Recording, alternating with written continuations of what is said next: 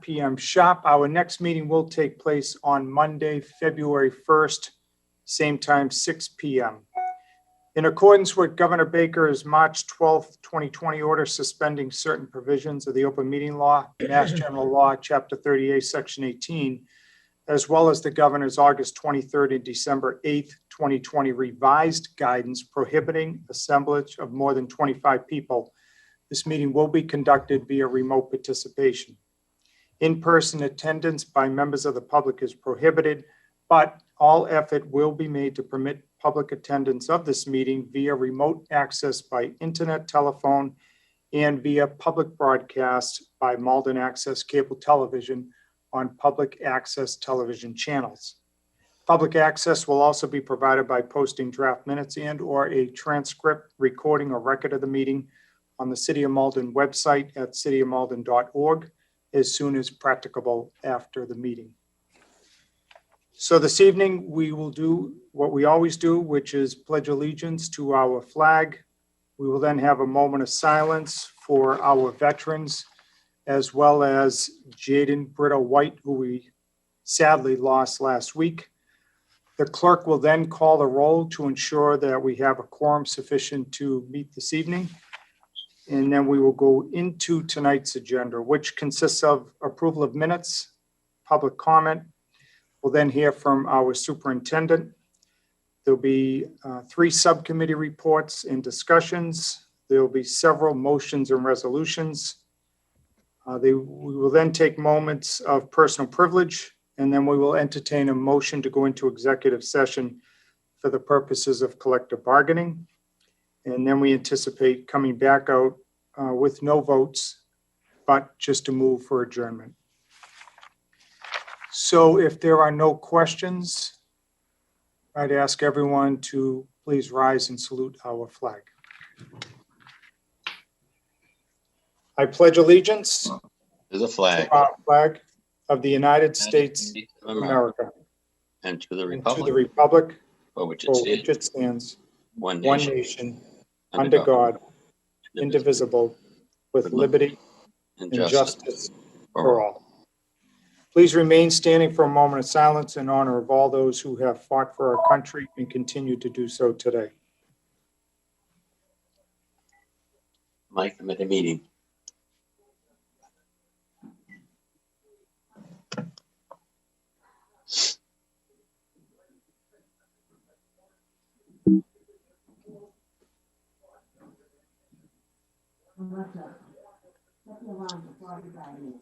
Thank you.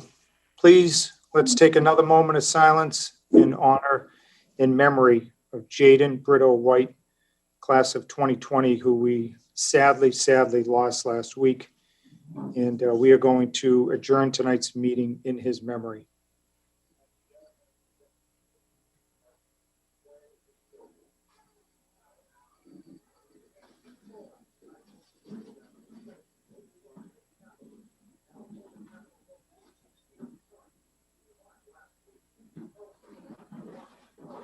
Thank you.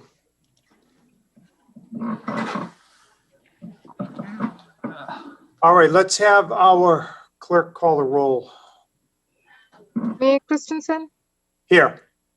Mr. Drummy, Mr. Froyo, Yeah. Mr. Gray, Here. Mr. Iovino, Yeah. Ms. Luong, Here. Mr. McCarthy, Ms. Pettifora, Here. Mr. Weldai, Here. Superintendent O'Terry, Here. Student Representative Davidson. Here. Okay, so we have a quorum sufficient to get together this evening. We're now going into the agenda, which the first item is the approval of the minutes. Regular session minutes of December 7, 2020. Motion by Mr. Iovino, seconded by Ms. Luong. Any questions, queries, qualms, concerns? Hearing none, all those in favor say aye. Aye. Anybody opposed? The ayes have it, that carries unanimously. Executive session minutes of December 7, 2020. Motion by Ms. Spatafora, seconded by Mr. Iovino. Any questions on those minutes? Hearing none, all those in favor say aye. Aye. Aye. Anybody opposed? The ayes have it, that carries unanimously. Special session minutes of December 14th, 2020.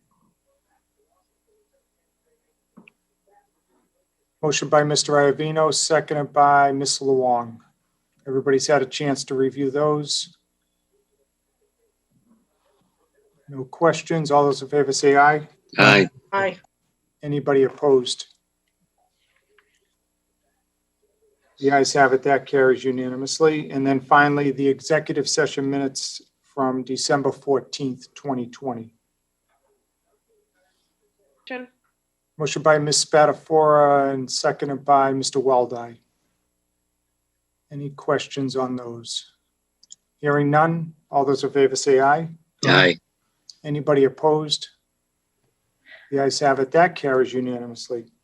Item number 2 on the agenda is public comment. This is an opportunity for members of the community to address the school committee. We only ask that you state your name and address for the record and keep your remarks to just a couple of minutes. So with that being said, we'll open public comment. Mr. Weldai has once again graciously offered to help administer, so I will now turn it over to Mr. Weldai. Thank you, Mr. Chair. So if you'd like to participate in public comment, just please hit the raise hand feature if you're on Zoom or if you're on a telephone. Ooh, I'm drawing a blank. It's either *7 or *9. Try both. It's one or the other, *7 or *9. We have one hand so far, and so I'm going to start with Patrick Fitzgerald. Go to panelist. Okay, good evening. I think it worked. Mr. Fitzgerald?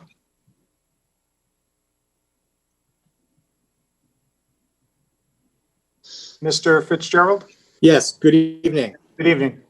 Good evening and Happy New Year, Mayor Christensen, Superintendent Oteri, and school committee members. My name is Patrick Fitzgerald. I live at 45 Westmere Road here in Malden. I come before you tonight as the newly elected president of the Malden Special Education Parent Advisory Council, also known as the CPAC. I, along with Vice Presidents Jackie Ecker and Bruce Friedman and Secretary Jessica Hall, were elected at the December 21st CPAC meeting. On behalf of the CPAC officers, both past and present, I would like to thank Maria Luis from the Mayor's Office for serving as our election coordinator. I also want to publicly thank Salima Slimane, Imen Bouzine Saidi, Jackie Hedaya, and Linda Diamond for their past service to the CPAC board, as well as, of course, Marilyn Andrews for her ongoing wisdom and support. By way of background, for those of you not familiar, the CPAC is required under the Massachusetts Special Education Law, Chapter 71B, and compliance is monitored by DESE during their coordinated program review. The role of the CPAC is advisory and participatory that includes providing advice to the district and school committee regarding special education programs and policies, and participation in the planning, development, and evaluation of the district's special education programs. I further believe the role of the CPAC is to provide a voice and perspective from the special education community related to any decision or policy that affects all students and may have a particular impact on special education students. I invite you all to our first public meeting of the year on Thursday, January 28th, with details to follow. We can also be reached through our new email, pac@maldencpac.org. We invite any members of the community, especially special education families and caregivers, to connect with us if they're not already on our email listserv. One of my priorities for the remainder of this school year is the assessment for and implementation of COVID compensatory services, which are owed to our special education student population. What we need to begin to identify and prioritize compensatory services is the specific and detailed findings of the special education audit, which I see is included on the agenda tonight. What we as a community expect is a specific and detailed accounting of what services were provided and which were not for each of the special education students in our district. Including in that specific detail should be which programs and services were not provided and why, when and for how long. Was the gap in services tied to a particular age or grade level, a school building or out of district placement, a particular teacher or service provider? Equally important is specific and detailed data about the students that were most underserved, including ethnic and racial identity, English language proficiency, and whether or not they qualify for free or reduced lunch. What detailed efforts were made to engage identified underserved students. We are a minority-majority community which historically and consistently experiences education gaps and disparities that are only going to widen and increase because of this pandemic. We owe it to these historically underserved populations to be transparent when it comes to this audit and its detailed findings.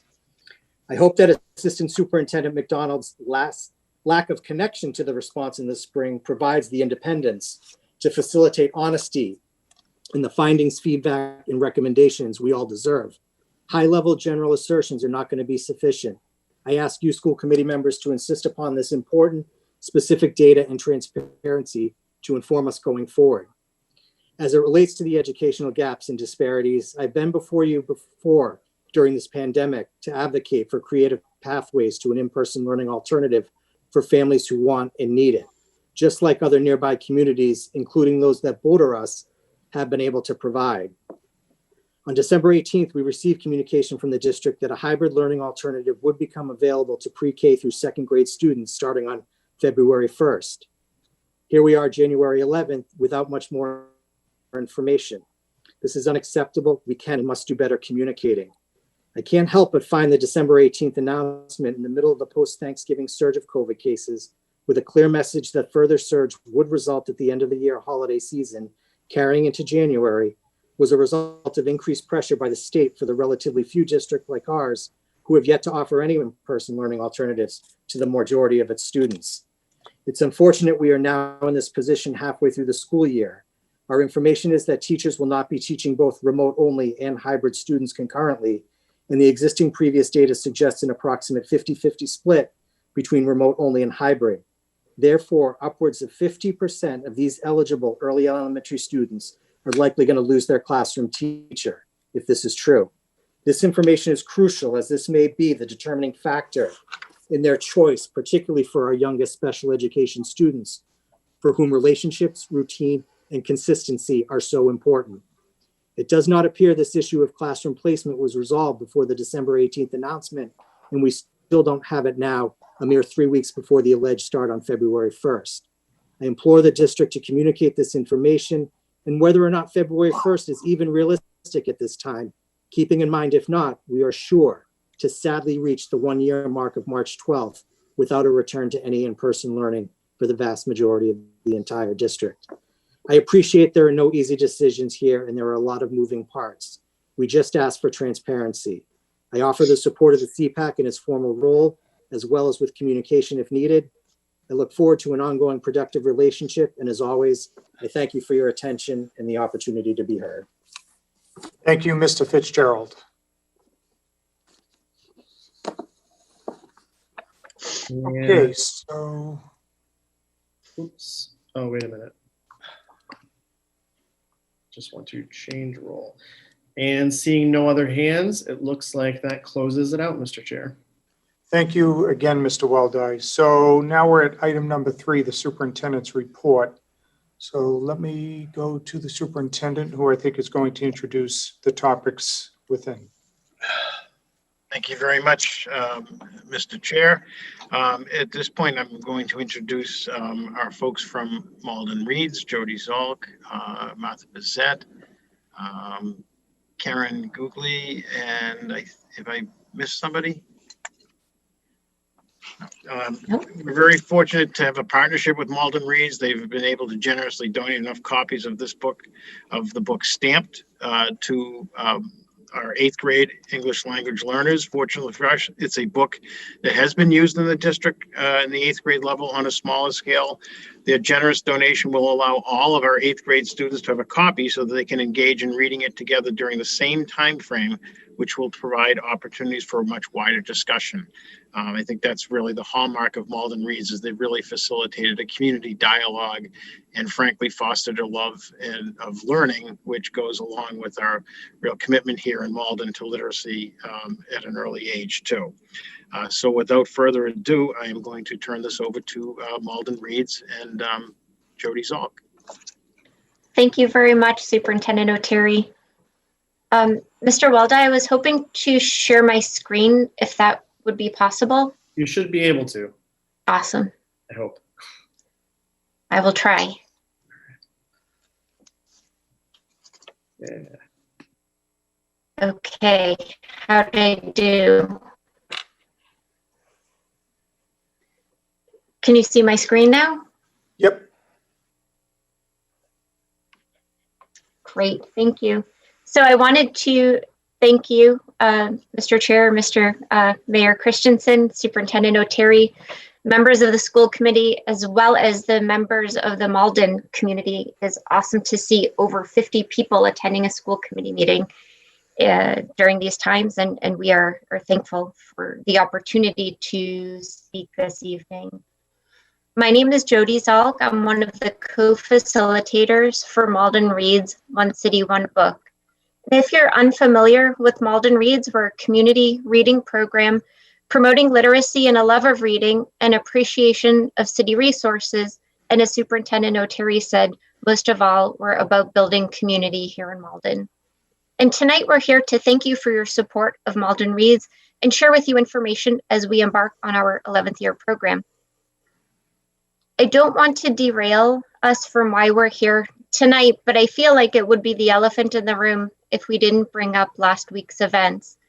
I feel that I'm ill-equipped to find the right words, but have found hope in a quote from one of our 2021 companion books by Martin Luther King Jr., Chaos, Our Community, Where Do We Go From Here?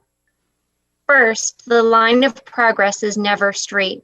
For a period, a movement may follow a straight line, and then it encounters obstacles and the path bends. It is like curving around a mountain when you approach a city.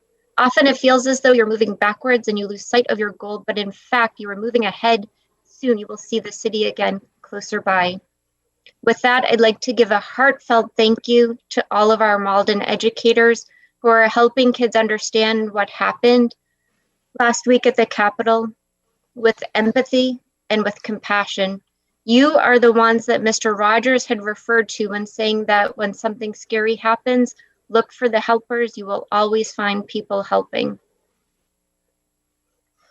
Okay, so now we go back to the real reason that we are here today, which is to describe this year's book and companion books and this year's program. First up, our main book for 2021. As we reflected on all the events over the summer, our team wanted to select a book that would resonate across cultures in our own diverse and inclusive community and would spark dialogue grounded in current events. We chose Born a Crime by Trevor Noah. In his memoir, Trevor Noah describes growing up in South Africa during apartheid, born to a Black mother and white father. Through reading about racism outside the US, we are able to examine our own history here in our country.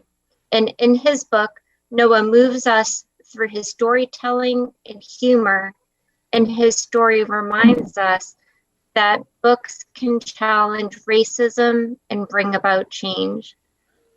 We have a list of 10 different companion book titles that we will be providing to the schools, all of which support the themes of Born a Crime and supporting learning about anti-racism.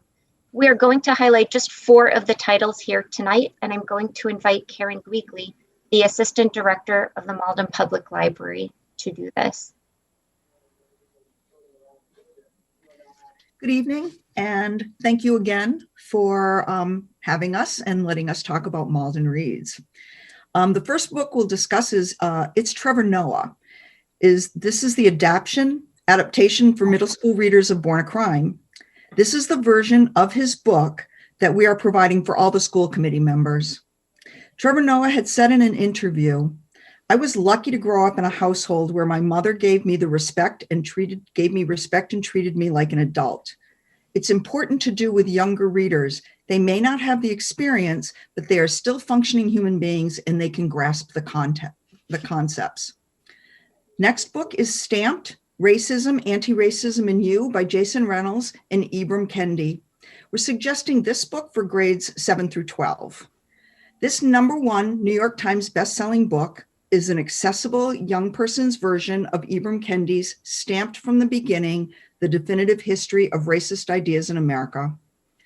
The authors say this book is not a history book, but it provides historical context for racism in the US, as well as a description of influential people and current events.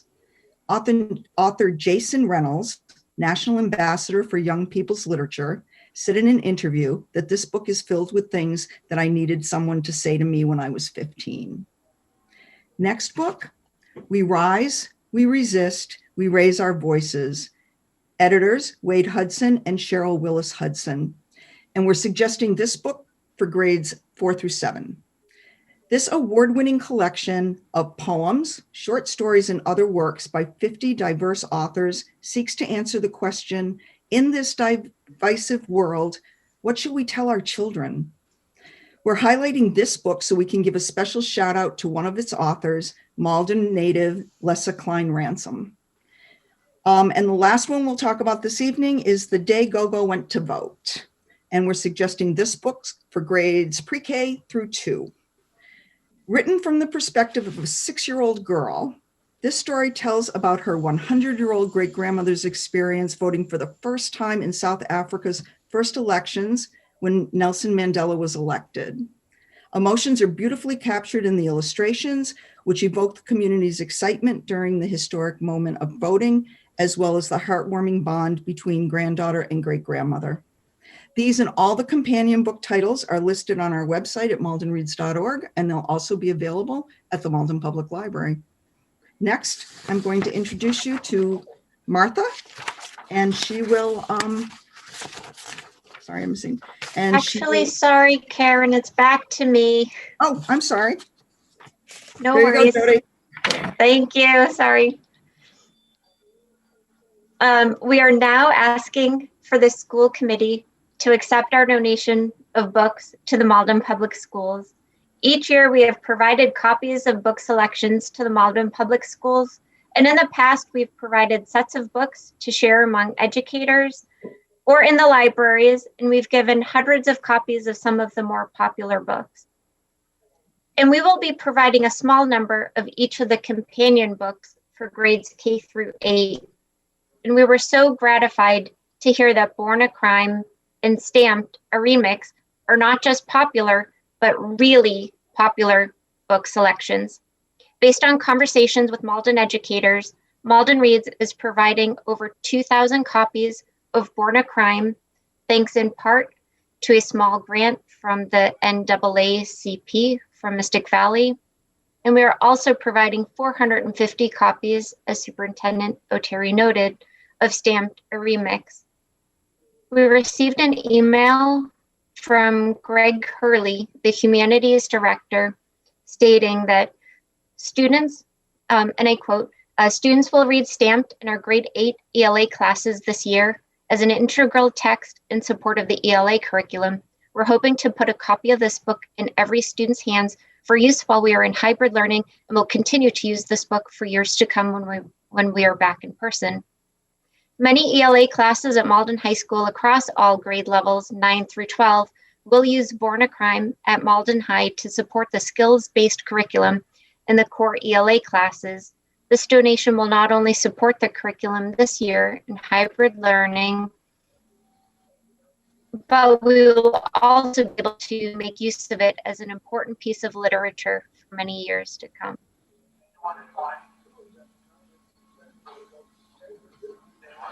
And now with that, I will invite Martha Bizat, one of our wonderful Malden Reads volunteers, to say a few words about our kickoff celebration this year and our invitation to the Malden school community.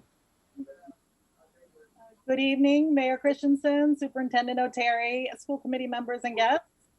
In celebration of our 11th year kickoff, Malden Reads is inviting the community to participate and celebrate together while staying safe at home. We're inviting members of the Malden community to decorate your front door wherever you may live, in a house, apartment, or a condominium. And the contest will run from Martin Luther King Day until the end of February to encompass all of Black History Month. Doors should be decorated reflecting themes from Born a Crime: community, racial equity and social justice, cross-cultural friendships, humor and its healing powers, and global awareness. Winners will be selected in early March by consensus among Malden City Council, Malden Reads, Malden Arts, and the North Shore Black Women's Association. Winners will receive a frame certificate during an upcoming City Council meeting, as well as a copy of a Malden Reads book. The winning submissions will be featured on the Malden Reads website and social media. Photos of the doors will need to be uploaded to the MAPB UMA digital wall and emailed to us.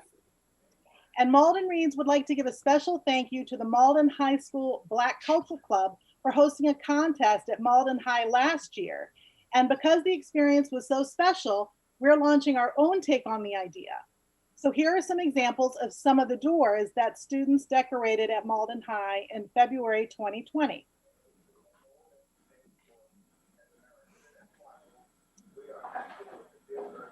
So we look forward to seeing, here's some more. So we look forward to seeing your beautiful photos and your doors throughout the community. All the rules will be on our website very soon, including information on how families can pick up supplies free of charge if needed. We're so proud to be a part of this effort, and we commend the work of all the volunteers involved in Malden Reads. And we're excited about this year's program and books, and we invite you all to participate. At this time, we'd also like to ask if we could take a screenshot of everyone. And we miss seeing you all in person, but this does reflect the time.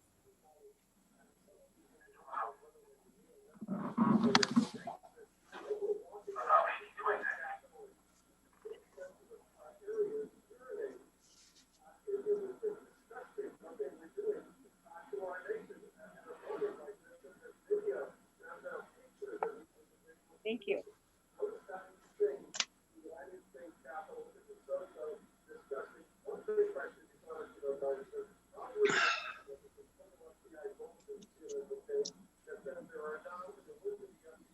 Okay, Jody, back to you, or?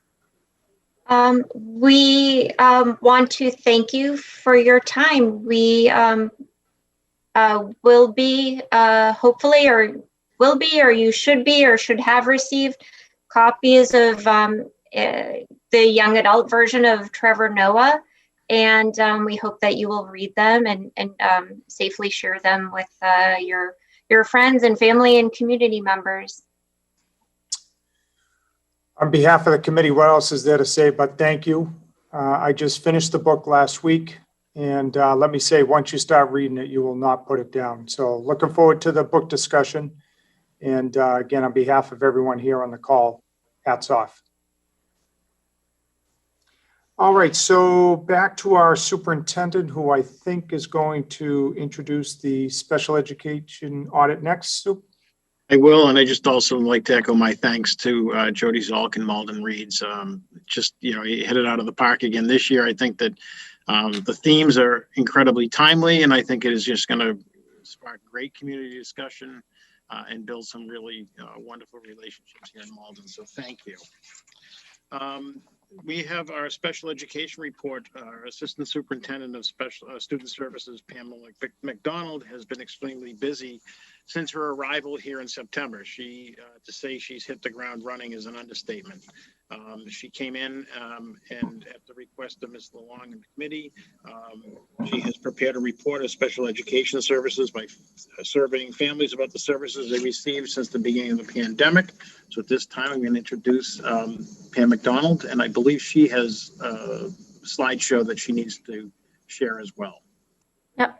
So I'm going to share my screen. Let's see.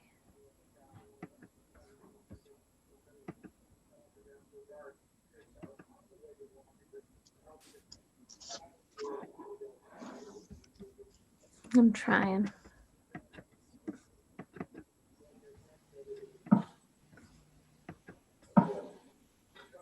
Is it on? Yep. Okay, it takes a minute, so you're never really sure. Okay, so I'm just gonna, let me just, I'm gonna go through what we did. So we went through took all the parent and guardian information that was in the X2 database, We called, we also put a link on the Malden Student Services webpage. So if parents wanted a request to be called again, we would call them. All families were called at least 2 times by office staff. Families that needed translation were called by Landon Technologies, and Landon Technologies actually made 3 attempts to call. We called a total of in 8 different languages. We called 70 families that were translated, and the family contact information was taken from X2, and one of the first questions was to verify parent email address. So the first thing we said is we did a little introduction. We sort of had a script that we were reaching out to see what had happened in the spring during the governor's stay-at-home orders. And we just kind of talked about what that looked like or may not have looked like for them as a family. And we were just trying to get some information from them as to what occurred in their eyes in the spring. So these were the basic questions we asked. Did you receive a remote learning plan in the spring? If so, did someone call you? And then we asked, do you believe that your child received the services outlined in their plan? If they said yes, we went on to the next question. If they said no, we went through and asked what services they believed were missed. Then we just asked them, I actually put in a couple other questions. How satisfied were you last spring with Malden's remote learning offerings? Rate how you feel about the fall services. Did you get an individualized COVID-19 special education learning plan this fall, which is a little bit of a mouthful, and it actually caused quite a bit of confusion because DESE changed their term on us midway through. It was the remote learning plan, and then they changed it and started calling it a COVID-19 special education learning plan. So that was a little bit of a shift for our staff and families. And then I just because we had done it quite a while ago now, we had made most of the calls. So I'd asked if in-person learning were offered, would you send your child to school, just to kind of have an extra way to get a little bit of a dipstick of who would come back. So this was the response rate per school. Overall, we were able to contact 548 of our just under 1,000 families. Our response rate was 54%, which anyone will tell you that's a great response rate for a cold call, which is basically what we were doing. Even though we were from, Malden Public Schools, they really didn't know who we were. So, some people are reluctant to talk to you if they don't know who you were. So I really was pleased with that response rate. And we're certainly willing to speak to any families that still want to speak to us.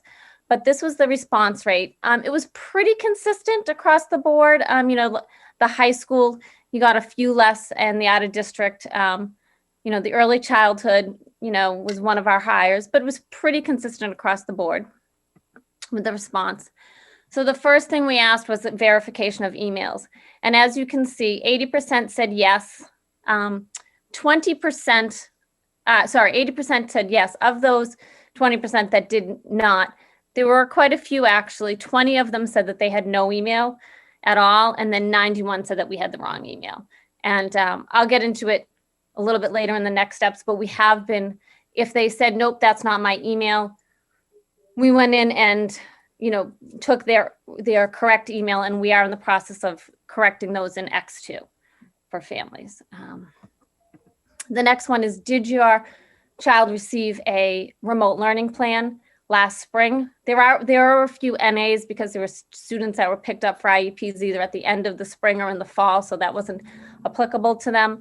But according to the survey, 405 said that they got a learning plan. So that was good. That's a good chunk of your, families that got the learning plan. Then when we asked if someone, did anyone call to discuss it, those numbers dropped a little bit. And only just about 55% of families said that they were called before that was sent home. And then this is sort of the heart of what you guys were asking is, do you believe your student received the services outlined in their plan? And 60% just about said yes, they did. So if they thought that they got the services, then we kind of moved on. And then we dug a little bit deeper. And so this slide kind of shows where you're at. We had 70 families say they didn't get academic support services. 42 families are 20. So these percentages here, I want to point out, is the percent of the 191 families that did not think they received all of the services they should have in the spring. 42 of those families said reading, 76 said speech and language, which I think, that's a meaningful number because that's the highest amount. And also you have fewer families that get speech and language. Most students will get academic support or reading, and then a lesser amount will get speech and language. So that really said that there was a breakdown with the speech and language therapy in the spring. And as we get into the second half of the presentation, I'll talk a little bit about what we're doing to fix that. But that was a big red flag for us. OT, 49 families. Again, you don't have a ton of families that get OT. So to have a number that high, it does say that there was an issue with OT in the spring. And PT, the same thing, 24. That's a little bit high you wouldn't expect that many.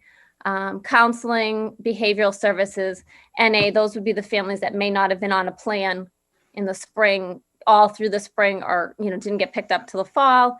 And then other, we just had a spot for other, and then our staff would type in what else they thought they missed.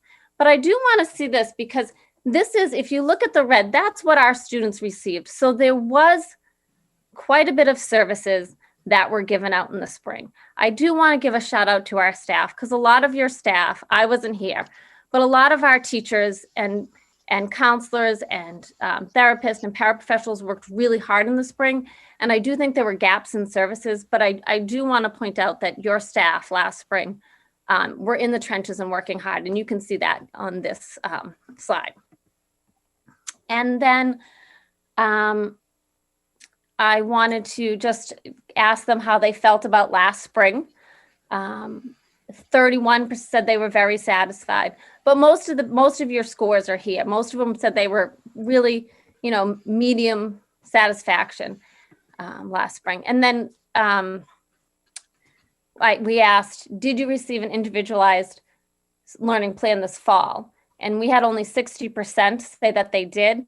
But when we contacted the other families, what we found out is they said, oh no, but I got a remote learning plan. So there was some confusion about what it's called. And I think that's kind of indicative during this pandemic. It's very hard because first of all, the IEP world is very technical. There's a lot of technical language.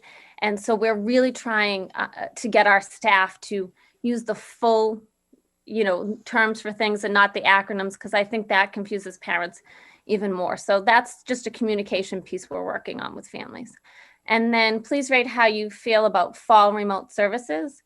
And 65% said that they felt like services this fall were better than the spring. So that was nice to see that that most families felt like we were doing a better job. And then this was interesting. The 14% of the high needs kids that are already in, and then it's pretty much 50-50. Which is what we have seen in every survey we've done lately, is that 50% of our families would want to come back and 50% would want to stay remote. So that brings me to next steps. One of the things is that our student services office is working on updating all of the emails in X2, and I think that's not really anyone's fault that there are so many emails out of date. But, I know I've changed my email over the years. And when I first registered my children, one of them is now in college and one is in 5th grade. So you get kind of a back and forth of if you've remembered to change it with the school. So one of the things is that if we could send out some type of, and same thing with phone numbers, right? You change them from time to time. What I would say is there should be a verification sheet that goes home once a year with students, maybe via backpack that says, please, probably in September, just check and make sure that we can keep X2 updated. So hire additional speech and language therapists. We've been working really hard at this. We have hired additional ones. We've also contracted with Presence Learning to provide a robust teletherapy platform for our in-district SLPs, as well as provide some teletherapy to fill in the gaps. I do think that one of the issues last spring was that because we use contracted services in Malden, which is usually perfectly fine, when you were using contracted services in the spring, that was difficult because you didn't really have your contracted services. So I think that's where we saw part of the gap. We've called and met with every family that said they didn't receive a COVID-19 special education plan in the fall. For most families, that was a miscommunication, the name of the plan. As far as the COVID-19 compensatory services, we are working hard to meet with all of the families.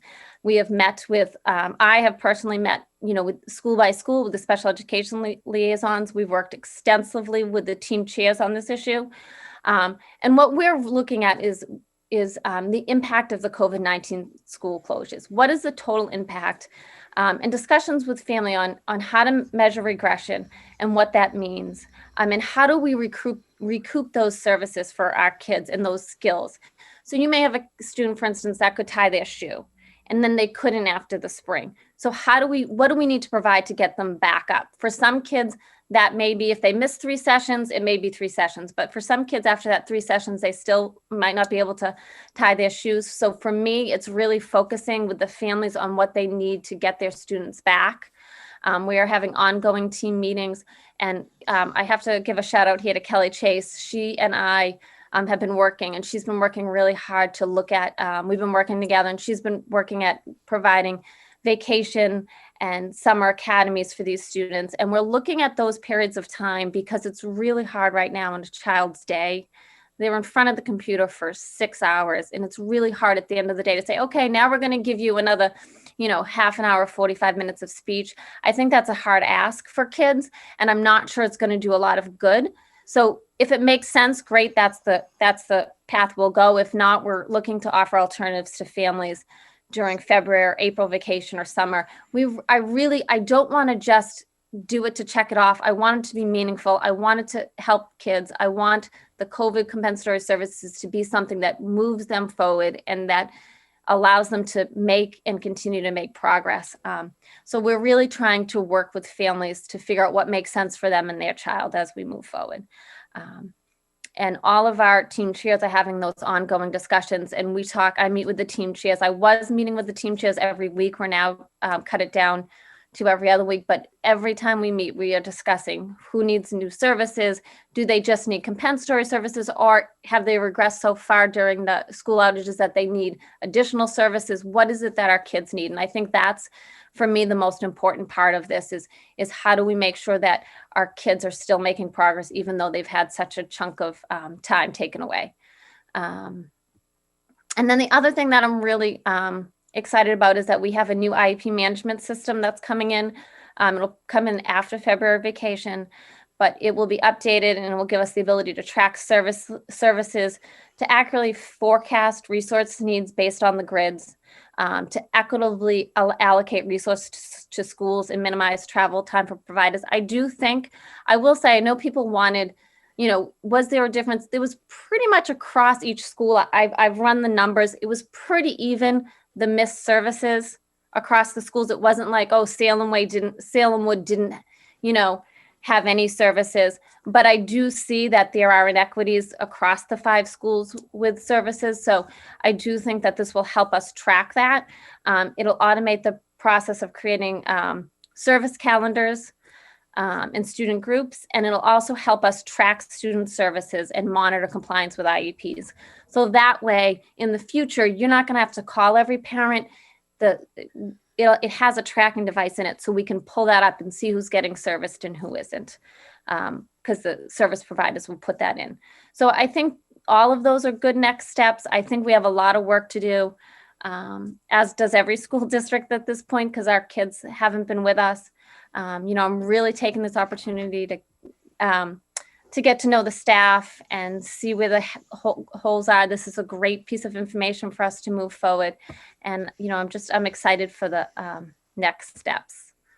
So All right. that's sort of what I have for tonight. Yep, thank you. And we're now going to take questions. But before we do, when can this presentation be made public? Is that something you can have up on the site tonight or tomorrow morning? I can probably put it up tomorrow morning. And if I people need a little help from my technical guru to get it up there, but we should have it up. And most of the slides I thought, Shirley, were in the packet, but they'll also be in the finalized packet. So, Yeah, I'm more thinking of the community. Yep. So where would it be on the website? Ms. I will McDonald? put it on the student services page. Okay. And you think by noon tomorrow? Yeah, yeah. Okay. All right, let's take some questions. And I think we start with Ms. Luong, who's done a lot of work here. So what say you, Ms. Luong? What do you think? I liked the presentation. Thank you, Pam, and thank you for your efforts. I really would like to delve more into some of the different pieces of it. You know, one page, one slide in particular had, 8.6% found that our remote planning was worse right now than it was in the spring. So, those are a little disturbing. I'd like to kind of delve right into not so much, yes, we know we've missed these services, but how did we miss these services?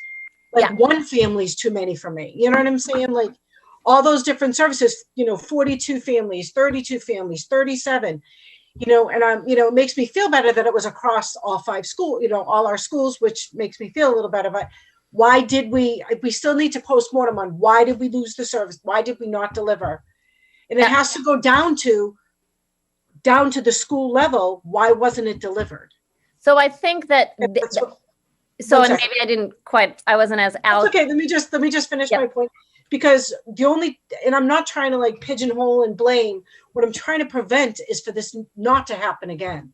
So what happened? What was the process that broke down? And how do we fix it? And how do we move forward? So I'd like to just see a few more pieces in there, but I thought, and I'd like the ability for some of those families that did miss, that we haven't contacted, because maybe we don't have the right telephone number or email address. How do we still contact them and move this forward? Because I don't think this is done yet. I think the audit needs to happen on a regular, yearly or basis. I think that this is important. So so I will say that I do have some ideas of the breakdown. Some of it was just user error, right? When you look at some of our teachers, they struggled with the technology. I do think the related service issues goes back to the contracted services. We didn't have contracted services in the spring. Mm-hmm. So there was a big gap in some of those related services. That's why your speech and language was, and so that's why we went out and we contracted with Presence Learning, because they have a very robust teletherapy. So no matter where our kids are, they can provide those services. And we also, I do think that there was teletherapy is hard. So Presence Learning, we have their platform now, so our therapist can use that platform to deliver those therapies in a robust way. And it's making it much easier for them to do therapy via Zoom. So I think that was the big breakdown in the spring with the speech therapies and the OTs and the PTs. We just didn't have those people on staff in the spring to provide those services. Okay, thank you, Ms. Luong. Mr. Weldai. Thank you, Mr. Chair. And I'll echo the comment before too, that a special thank you to Ms. Luong, because I think that your perseverance with this one in particular benefits us, benefits all of our kids, benefits the special ed department. And thank you to Pam, because I think coming in with fresh eyes, which we didn't anticipate, actually is a benefit to all of this. I'll mention as well, because I appreciate all the data and seeing it all like that. And I really appreciated the push to not just make the compensatory services like a box that you check. And I think what it feels like on our end, and at least I feel like I'm seeing this, is that you're really making a push to individualize what's going on and make sure that each kid is actually, evaluated for what they need, not just, we got to check this, so no one can, get upset with us after the fact. It's really about the kid. And I really appreciate that and hearing you talk about that. My only question was based on your answer to Michelle, which is, so does that mean that like Easter seals let us down? Is that really where we're like explicitly sort of saying like, hey, listen, we had a contract with Easter seals and they didn't follow through? I can't really answer that because I wasn't here in the spring. I think a lot of it had to, so I know I can just talk about my experience in the spring. We had very few contractors, and when there was the first shutdown and it was like a snow day, everyone stopped. The contractors all went away because you weren't going to pay them because no one was working. And then what happened was the contractors got other jobs. So then what my assumption is that we had a hard time in Malden after saying thanks, but no thanks, getting them back. Because don't forget, some of this is Desi said, oh, no, treat it like a snow day. Just give them some, remediation and some help, but you don't have to. And then they turned and changed their mind. So in that space, I think a lot of districts were like, well, we're not going to need you right now. It's okay. Thank you. No, thank you. And then when Desi's guidance changed, I don't, I want to be careful, but it took a lot of effort to turn the ship back the other way. And I think when you had so many people who were not on your staff, it was very difficult to get them back into the swing of providing services. And that's, in my opinion, what happened with those services last spring. Well, thank you, because we were heavily relying on them, weren't we, pre-pandemic? Yes. Are we still currently contracted? We do use Easter sales for some, but we've gotten some other outside help. Yeah. And again, what we've looked at people who have a lot more experience. Like I said, Presence Learning is a great company, and they've been doing, it's funny, they did a presentation probably for me 3 years ago in Haverhill, and I was like, really? I'm going to do teletherapy? That doesn't seem like a thing. But now I'm like, oh, but it is a thing, right? And so they have a lot of experience, and that's all they do is teletherapy. So, do I see us staying with them forever?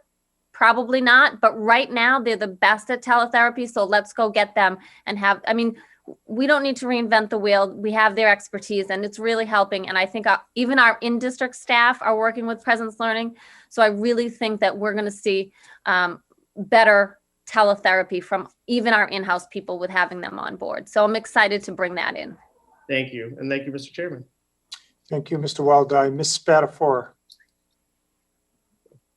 Chair, I have a bunch of notes in front of me, so we're going to try to target the major ones because I don't want to take up all the time of other members. But for me, kind of to piggyback off of Ms. Luong, with a response rate that we received, I can understand that, some people have changed email addresses, some people have changed phone numbers, but could we have sent out, or I would hope that we did, but I did not receive a call myself as a special ed parent, a Connect Ed call that says these would be happening. You're going to be receiving a phone call from your team chair.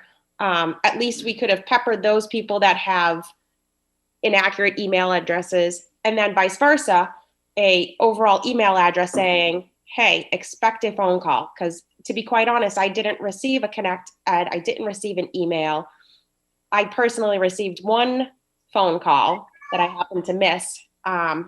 So I just think we could have maybe pushed this out a little bit more to our special needs parents.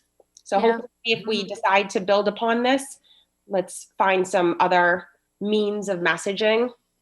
How many SLPs did we hire? You said we've taken on some more in-district SLPs. Do you have that figure? So we hired, I believe we hired one in district, and we contracted out with 4. And we also have Presence Learning, who is taking some of the caseload and doing teletherapy with some of them. Okay. Are we fully staffed on team leaders right now? Yep. About the schools. Okay. How are we handling new testing?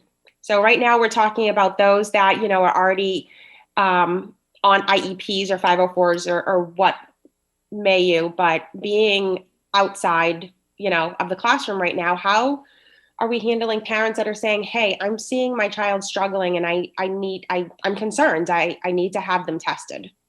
So we obviously, when I got here, there was a backlog of testing. And one of the first things is I worked with the sites that we have, and we came up with a protocol. And within, I'd say, a week of my being here, they were doing in-person testing.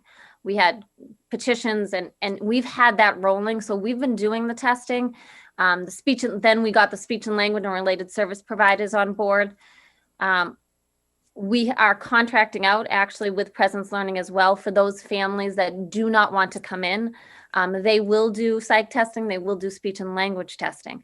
And so we have contracted for so many for them to do it, because the other thing is I don't want to have to say to a parent, you have to bring your child in person if they are not comfortable with that. I feel like as a school district, we need to meet families where they are, pandemic or not. And so if we have a family that does not want to come in, we now have the ability to test them remotely. Presence Learning will do the remote speech language. We have also purchased for our own psychologist. We have changed the format to use the iPads. And so that also comes with remote technology so that our own in-house, our psychs can do testing as well if they need to do it via the internet. The only thing that we have to do to get it done is to drop off like a DocuCam so they can see when the kids are drawing different things. And then go get it back. But we are working, we just work with the families to do that. So we're really working hard to make sure that we have robust services in place wherever our kids are. And I just think it's a mind shift as we came from the spring into the fall that no matter where our kids are, we really need to still provide robust instruction as a special ed department. And I do agree, we probably, could have done a better job of reaching out to parents and letting them know. I do think, this is a tough time for everyone. And some parents just didn't want to take the 3, 5, 10 minutes to talk to us. So I do think that's a good point, Ms. Spatafor. And I next time we will, I think part of it is I was here all of like 2 minutes before I got this underway, but that's a very good point. I do think we should have done more outreach around why we were calling. And I thank you for jumping into the fire so quickly. One last question before I hand it over, and we talked a lot about our speech language. We haven't really touched upon physical therapy, occupational therapy, behavioral therapy, and how we're handling that, because I picture physical therapy and occupational therapy very in person. Yep. So how are we managing to push those services out to students, in this remote learning world? So we have offered a lot of walk-in services to those families that have wanted it. I think maybe the week after we started, the psychs were really our guinea pigs. And once we got in sort of a protocol to have kids come in, sign in, know who they were, we're using a lot of rooms like the cafeterias in our schools that have a second entrance so that they're not coming through the building. At the BB, you should go see it. I have to, Carrie Ann's done a great job there, Dr. Murphy. She has, as you come in the door, she has it coned off so you know where to go, right into the room next to the door that your therapy will be in, and then you go back out that door. So we're working really hard to be able to provide those in-person services to our students and families that want them. As far as if they only want remote, we are still Zooming and we are still trying to do this the same way. And it is difficult. And so when they come back, we will have to really take a hard look at what they need to get them back up to speed. And I think that's, when we're all back in person, that's when the really, really tough work is going to start for us as a district. Sure. Thank you so much. All right, thank you, Ms. Spatafor. Anybody else? Mr. Weldai? Thank you, Mr. Chair. Real quick, just Ms. Spatafor's question about team chairs had me thinking, just out of sheer curiosity, because our educators are taxed enough as is. But so in the process of the audit, we talked to as many parents as we could. Did we also reach out to the actual service providers themselves? I'm thinking in my experience with my teams, it's always the special educator who's the best with not only keeping track of the data, but figuring out what they need to do and what they need to have for their kids. Did we look at the educator lens of this too to see where they felt? So actually what I did just in the process of taking this job on is I sent out a Google form to every teacher, every service provider, every counselor, every SAC, BCB, anyone, BCBA, guidance counselor, anyone and asked them about their caseload. I had a whole form. And if you come to my office, you can see behind me, I now have it all on chart paper, because I need to know if we have a new student moving in, who's got caseloads of what. the principals are going to advocate for their school. And as the district leader, I need to know where the services are and who has too many and who has too few to support them. And you're looking, and some people, they just don't really have, they don't know, they don't have a district lens. So I think it's really important that you have that from this seat. And so I'm just about done with that. I've just got to finish actually drawing up the high school, but I have all the information. It's all, I know I can, if I was in my office, I could turn around and tell you what everyone's caseload in the district was right now. The high school does have some high caseloads for speech, and we're working on that. We are lucky that I do think that we're finally able to hire a psych for the high school this last week or so. So that's good news for us. So we're getting there. But I think without really having the caseloads, I personally need them like behind me at all times. So when I'm on the call with the principal and they say something, I can turn around and say, yep, nope. So we have that information. And I think moving forward, that will be helpful. Great. Thanks, Mr. Donald. Thank you, Mr. Chairman.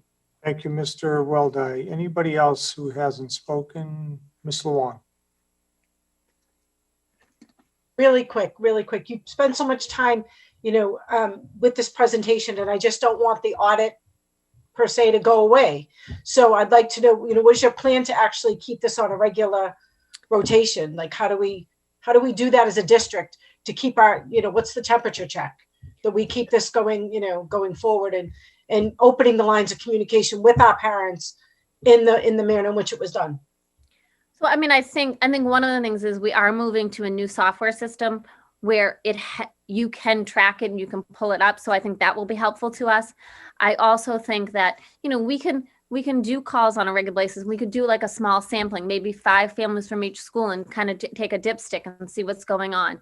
And I encourage families to reach out to me because, even if it's just 2 or 3 kids in that school, if I know, then I can go see what's going on. If they don't come to me, you don't know. And I think that's important. So I encourage families to come and, talk to us, go through the team chairs if they don't want to come to me. But, I think it's just going to take some time to build some rapport with families and have an open door policy with them. I really think that we have a very good core of team chairs. I think that they listen, they're approachable.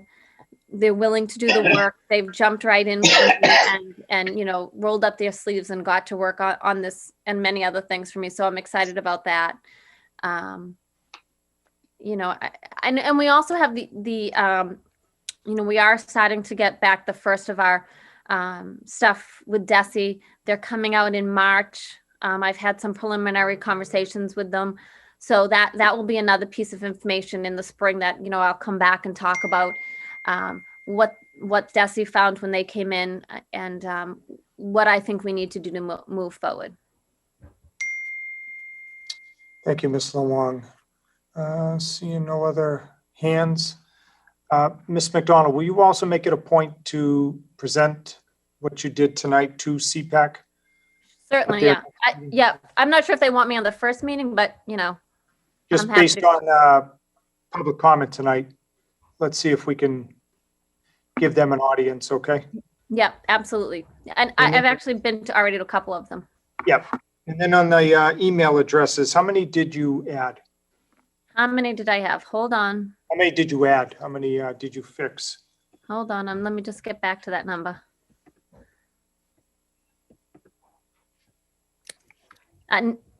91. We fixed, I believe we have either fixed or are fixing 91 of them at this point.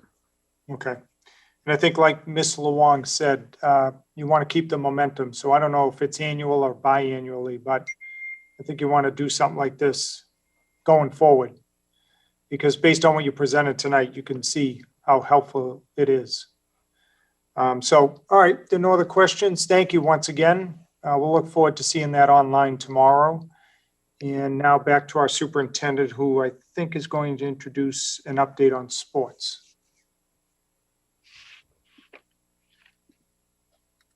Yes, and thank you, Ms. McDonald. At this time, I'd like to introduce Malden High School Principal Chris Mastrangelo, who also happens to be president of the Greater Boston League, as well as our athletic director, Charlie Conifrey, to give an update on our athletic seasons.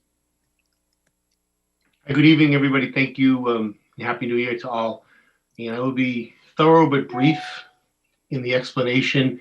As you may or may not know, you do know actually, because you approved it, we were talking about starting today, in fact, with our winter seasons, and then adjusting as we move forward. As we got closer to the start and looked around to our neighboring districts and the other teams within our Greater Boston League, and had more on conversation at the principal, certainly the athletic director, and Charlie will speak to that in a second, but also at the superintendent level, that it was apparent that many communities were going to be unable to participate if we started on January the 11th. Lynn, as you may or may not know, is the two Lynn schools will be joining us next year. Chelsea is on board to join us next year as well. And the leagues that they're currently in have gone forth with the winter season, so they had nobody to play. So we decided, we came together really in a sense of unity, but also safety. I mean, safety first, looking at the rising numbers and what was going around the other districts, and not just within Malden. The athletic directors came together and did an amazing job of carving out 3 seasons. We're still going to be able to play all 3 seasons of athletics. We just shifted everything to March with the opportunity for off-season training to begin as long as it's safe. In February, shortened seasons. We're going to have 6-week seasons. Student athletes are still going to be able to participate in winter, what would be traditionally fall sports, but this year we call it fall 2, and spring sports starting in March and ending in, I believe, July 3rd. I think it's a great option. Other districts, other leagues around the state are canceling altogether. We have been committed to allowing our student athletes an opportunity to come together and compete. And we decided at this point it would be best for the entirety of the league to push the start off. Really what it comes down to, if we were to start today, we would have had us and Medford in the league. There would be nobody else to compete against. So it would have been slim pickings, as they say, as far as competition. There are a couple sports that are going, like for instance, gymnastics, and Charlie sent me a great text today that our gymnastics team started today with distancing and following all protocols, because the gymnastics competitions are going to happen virtually, and girls hockey are starting as well. So that was really the reasoning behind it. I'm going to turn it over to Charlie, and I think Charlie can talk specifically about the Malden plan and some of the plans that the athletic directors came up with. But I'm sad that we couldn't start today, but I'm actually hopeful that we're still going to have 3 seasons of competition for our student athletes in a time when more teams can participate, and it's going to be hopefully the numbers that will be trending differently and a little safer. So go ahead, Mr. Conifrey. Conifrey. Great, thank you, Mr. Mastrangelo. What I can do for obviously our community that's watching and our school committee members, I can give you an overview of what we came up with as principals, athletic directors, and athletic trainers. I really have to give the credit to the athletic trainers. They're the ones that came up with the condensed seasons in trying to fit in all of our sports, or nearly all of our sports, with a couple exceptions, which I can touch upon in a minute. But as Principal Mastrangelo stated, today was great. We were able to get some kids in the building, both boys and girls. We have a co-ed gymnastics team that started today under the guidance of our athletic trainer, Jen Sturdivant, and our co-op girls ice hockey players started actually last Wednesday under the guidance of Medford High School. And they open up with, which will be our first athletic interscholastic competition in 11 months. So it's been a long time coming. They open up this Saturday at 3 o'clock versus Marblehead. Moving forward, February 1st through February 26th is what the athletic trainers designed as a winter preseason, a prelude to get the kids conditioned for interscholastic play. One of the main concerns our athletic trainers across the league have and had and have are, catastrophic injuries and rushing into athletic competition. So they've designed a 3-week lead up for boys and girls basketball, co-ed swimming, and boys ice hockey to start on February 1st through February 26th. The interscholastic winter season is slated to start March 1st and run through April 10th. As Principal Mastrangelo stated, a 6-week interscholastic schedule for boys, girls basketball, swimming, and boys ice hockey. We moving forward into the fall too, we pushed back, obviously, we moved everything forward a little bit to compensate for some of our league member schools who haven't fully got approval to participate. So we're hoping that with the push forward, we can have all of our current league members and future league members participate and provide an interscholastic athletic season, or 3 seasons, I should say. So the fall 2 season will be April 12th through May 15th. That'll include girls volleyball, boys, girls soccer, co-ed golf, boys, girls cross country, co-ed field hockey, and football. Our spring season is slated to start May 17th and run through July 3rd.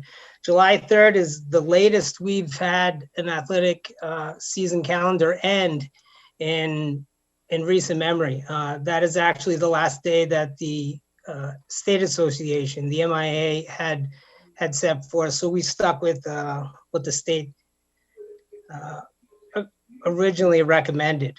Now, we got state approval on this proposal. It was a unanimous decision last Wednesday from our district athletic committee, which we are in District 5.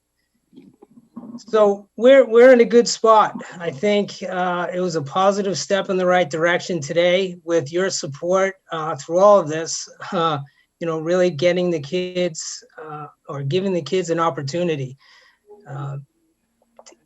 To see the smiling faces today in our gymnastics room was well worth the wait, to say the least. It's been a long time coming, and we still have a lot of work ahead of us.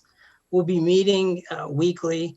I meet weekly with our athletic trainers, developing plans moving forward specific to each season, because each sport, each season brings, a little different twist and take, and there's certain things that we need to take care of, sport specific and season specific. And we meet weekly with our athletic directors as a team, and then we come together as a whole. One thing I can say is everyone's been on the same page. Everyone's really been willing to bend, flex, break, move, wait, and be patient through all of this, and for one reason and one reason only, for our kids. And do everything that's humanly possible and within our control to provide an opportunity for our kids. And so we're looking forward to getting going. I'd be happy to answer any questions you may have. Just keep in mind, there are some unknowns for fall 2 football, high-risk sport. We're waiting further guidance from the state on sport modifications. So some of those high-risk sports definitely have some question marks, especially COVID-specific question marks. So I'd open it up to questions. I'd be happy to answer anything, and hopefully I have an answer. Okay, Mr. Conifrey, do you require a vote of the committee tonight, or is this more an FYI? No, this is an FYI. Actually, we don't need you to take a vote. I think we've said since the beginning that Principal Mastrangelo and we would update you on things that are transpiring throughout our district for our kids. So, all right, questions of the committee. Ms. Spatafora. Thank you, Mr. Conifrey, Mr. Mastrangelo, on that update. I don't have any questions in regards to the actual timeline, because we all know that this is such a fluid situation and we take it day by day. My only question is, because this is, a final sports season for our seniors, the sports that are playing, so you mentioned girls ice hockey, 3 p.m. on Saturday.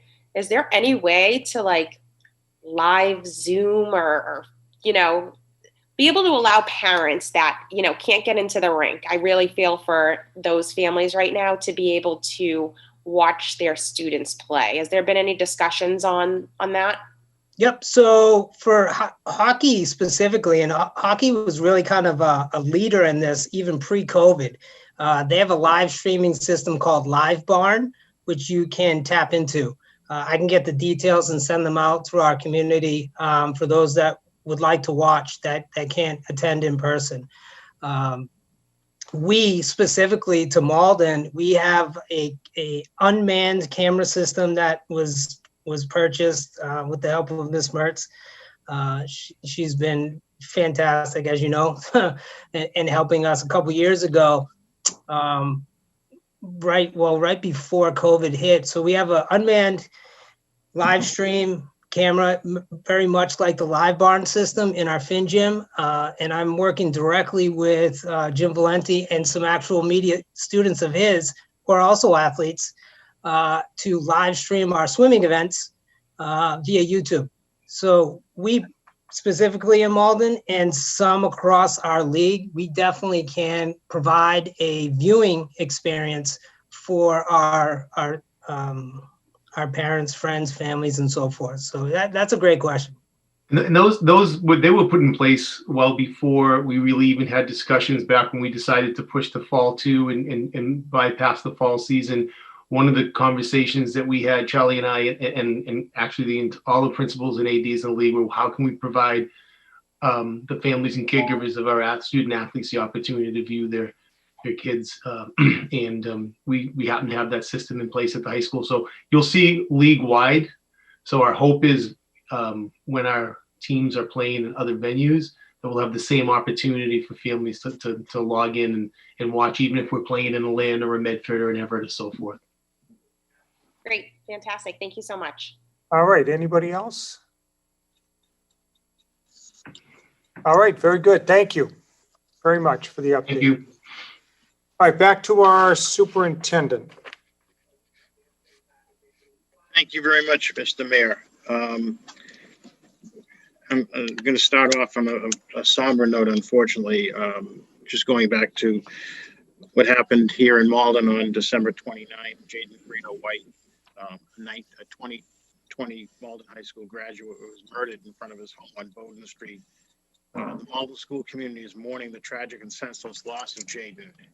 He graduated from Malden High School this past year, where he's well liked, respected by his peers as well as his teachers. He was a hardworking student who was always smiling and brought a general sense of joy to others. The thoughts and prayers of the entire Malden High School community go out to Jaden and his family during this horrific time. There is a GoFundMe page set up. I know Mr. Angelo sent it out in his email on newsletter rather. I believe you can get that through the Malden High School website on the newsletter. If you'd like to help assist the family with some expenses. He was a wonderful young man taken far too early. The senseless and inexplicable violence in our world is taking our young people, and it must end. And we need to work better as a community to do that as well. Last week was a very, I think, challenging week for many of us. I think the events that happened at the Capitol on January 6th were shocking and disturbing to all of us. As educators, we now have all the answers as to why or how this happened. However, surely we can and will work with our students and families to have healthy, culturally competent, and supportive dialogues and discussions around these events. I did respond to that. I sent out a communication to our families with some resources with the help of Greg Hurley, our humanities director, and also the Superintendent's Association, and sent out some information that we provided to our students and our staff and families as well. Our plans for reopening are going forward. We are on target to bring back our high need students who were here prior to the break on January 19th. Our pre-K to 2 students are slated to come back into the classroom on January 25th, and our pre-K, the staff rather, and our pre-K to 2 students will return on Monday, February 1st. This is the schedule as of now. Obviously, we watch the public health data and we reassess that on a regular basis with the union and with our public health director, Chris Webb. We are in discussions with the Malden Education Association about ways to make this work in the least disruptive and most supportive way for our students. We are discussing live streaming with the Malden Education Association and working on the plans with our administrators and union. The ability to live stream could allow families to choose remote or in-person learning and possibly keep the same teacher.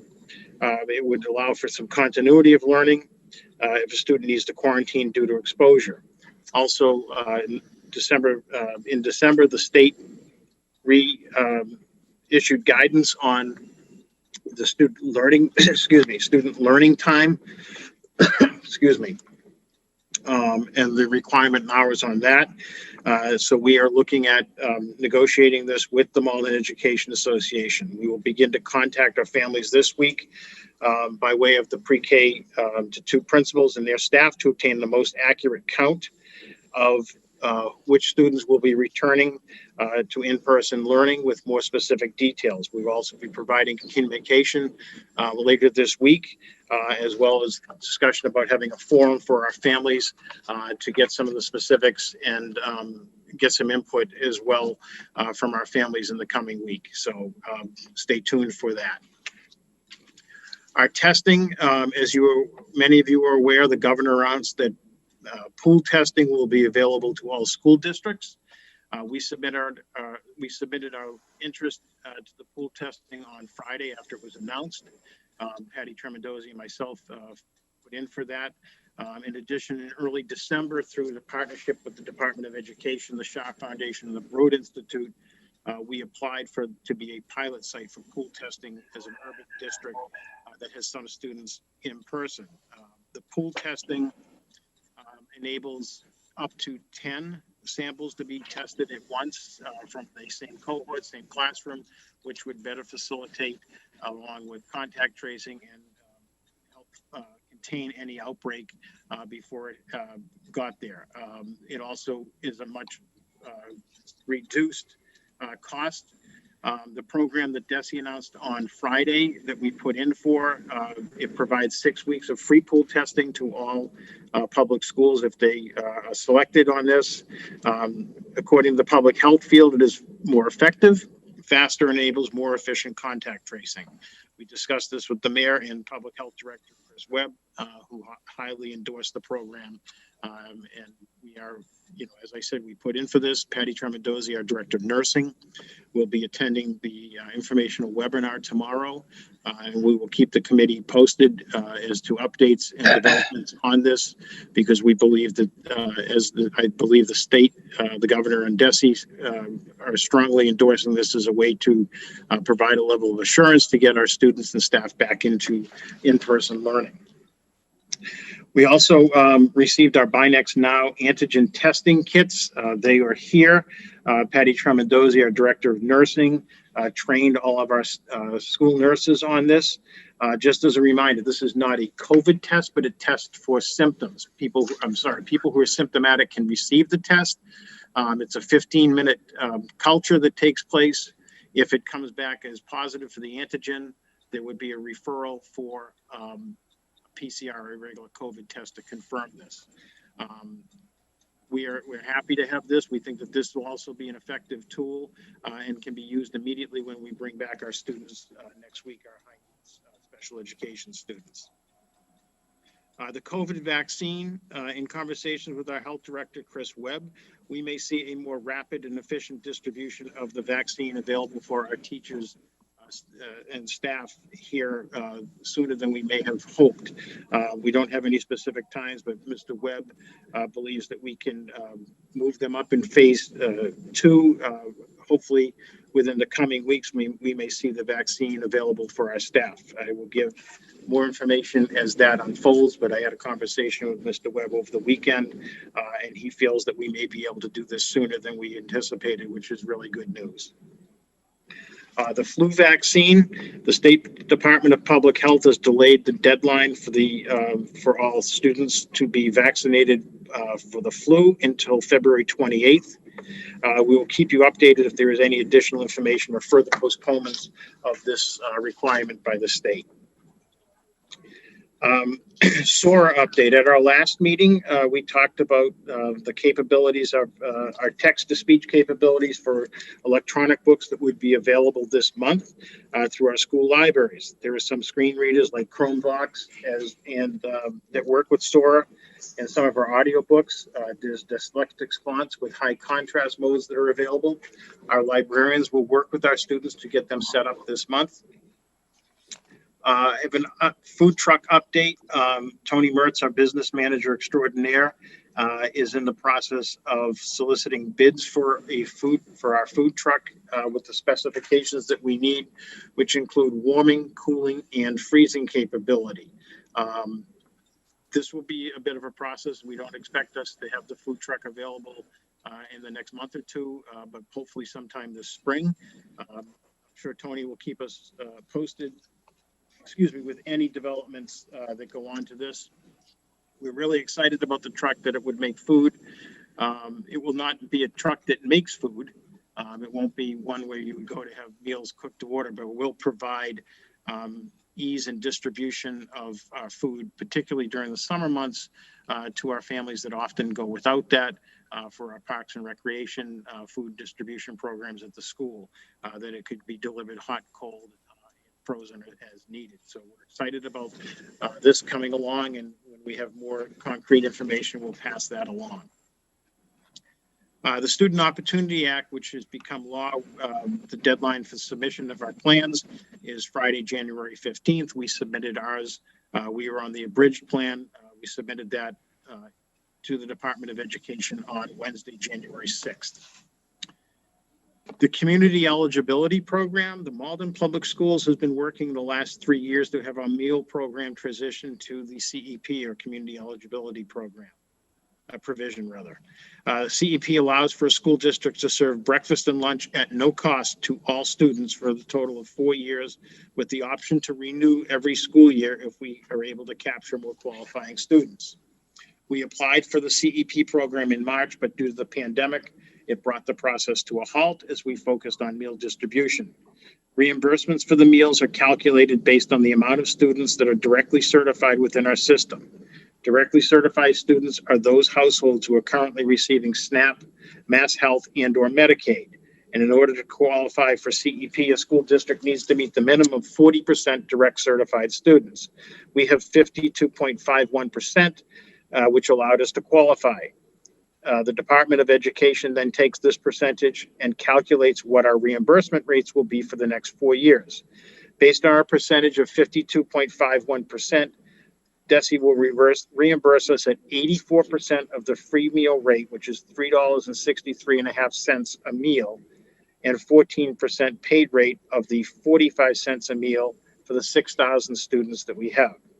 This leaves the school department having to potentially cover the cost of 14% that is not being reimbursed. These costs need to be paid back to the food service account using non-federal funds at the end of every fiscal year, as the regulations state. When looking at the unpaid meal balances for the last 3 years, we realized that it was more cost effective to incur the cost above, rather than transfer the funds to pay them negative lunch balances. This is why the decision to move to CEP was made. This program will save funds for us in the long run, and we can even make it better. By continuing outreach and having students from Malden Public Schools apply for state assistance benefits only helps bring the percentage of 52.51% higher. The higher percentage, the more reimbursements we'll receive, and hopefully reach that threshold where DESE is able to cover all the costs of serving meals to our students. In the meantime, we no longer will have to process lunch forms. The negative balances will be non-existent, as all meals are free of charge, and we will continue our efforts to making breakfast readily available district-wide, with breakfast in the classroom once we get back. Students will have the option to purchase a la carte items or second lunches if they wish. Together, we can achieve this second goal by providing free meals to all of our students at Malden Public Schools. I also put in a reminder that we are serving breakfast, lunch, and dinner every Monday through Friday at all 5 of our K-8 schools and Malden High School. It is free for any student in Malden, and we encourage our families to take advantage of it. It has gone over very, very well. The hate crimes grant, we've submitted our grant on behalf of the district, thinking that we could build upon programming that existed at our high school. We use the Anti-Defamation League and Facing History and Ourselves, and then connect that work to our K-8 students. Specifically, we propose the following: expand our work with the ADL, the Anti-Defamation League, to allow for training of additional peer leaders and to expand peer leaders' roles to work with entering 9th graders. Partner with Facing History and Ourselves to support social emotional learning and educate students on incidents of bias identification and elimination. Use a portion of the funding to explore, identify, and pilot training related to healthy relationships, beginning at the high school level and then working backwards into the lower grades. Partner with the Malden Police Department to share training opportunities that the Malden Police Department and Malden Public Schools will have a shared understanding of the work and best practices being done in this area. We would look to the police department for assistance with providing information to faculty, students, and families on incidents of bias as they relate to law and law enforcement. And then the work within the districts in partnership with the Malden School Committee and Malden Police Department to create an MOU that spells out the steps for each organization. Malden Schools and Malden Police Department will take should a hate crime be reported. And then we will work to create bias-based reporting system. While this work does not tie directly to the curriculum, other work we are focusing on this year does address the curriculum. It does take the important action steps of fostering an environment that promotes respect and social emotional safety while raising awareness of steps that can be taken individually and collectively to become a more inclusive district. The grant runs through June 30th of this year with the possibility that additional funds will be available for fiscal year 22. We will work quickly after the break to get things moving, which we just started that. And I just would like to give thanks and a major shout out to Kelly Chase, who championed this and put in a tremendous amount of effort, along with our humanities director, Greg Hurley, as well as our partner in the Malden Police Department, Captain Glenn Cronin, for his partnership and assistance. And we're looking forward to hearing from the Department of Ed on the next steps with this grant.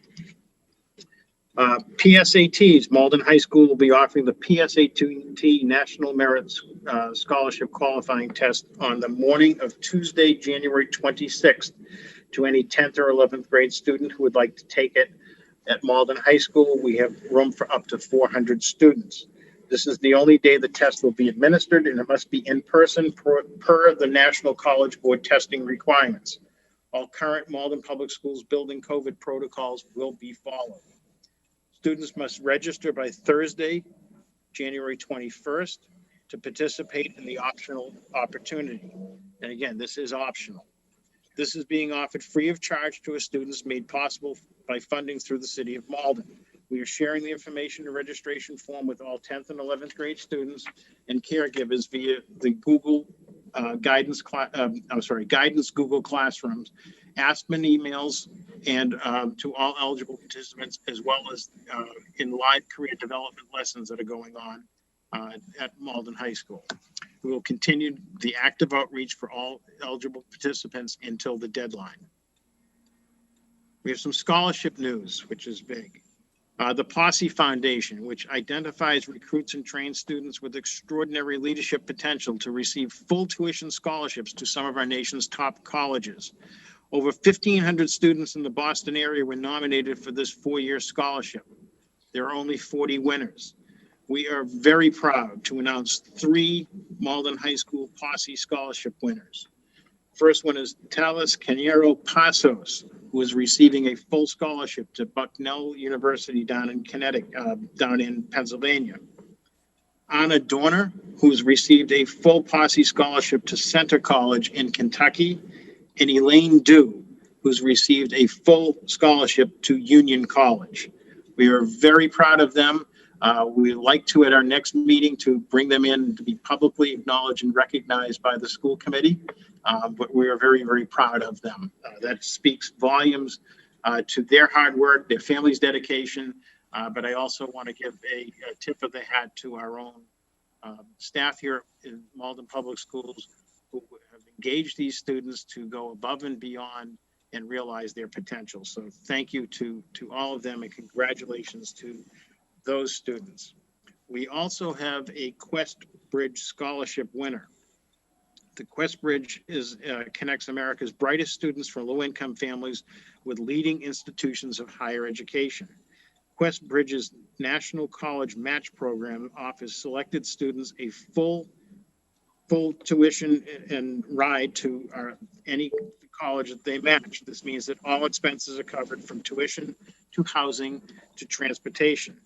We have one Quest Bridge Scholar winner this year. It is Trong Than Myo, who is matched with Princeton University, her first choice. So congratulations to Trong. This is an incredible accomplishment, and we wish her the best of luck, and hopefully with her trip to Princeton, if she gets in. That is phenomenal. And again, we'd like to bring her in the February meeting. We also have an early release day this Friday. Instruction will stop at 12:30, so staff may participate in previously scheduled professional development. Also, Monday, a week from today, January 18th, there is no school. There will be no online learning in honor and celebration of Reverend Dr. Martin Luther King's holiday. And then lastly, I'd like to thank our staff for their perseverance and commitment to our students and families during this difficult time. They've adapted new teaching methods, new technology, and different ways to engage our students. I would also like to thank our families for their patience and support during this pandemic. It has been a long 10 months. We are continually dealing with the many issues that come up during this. I want to thank our families. They have been incredibly supportive, very patient. The vaccine is here.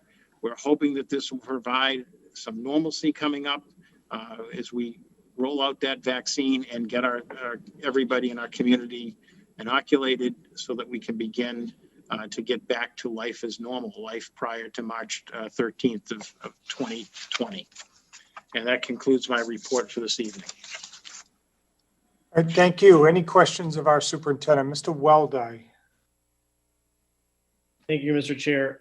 I've got two very quick ones. I'll try to bang them out fast. One is on the pool testing.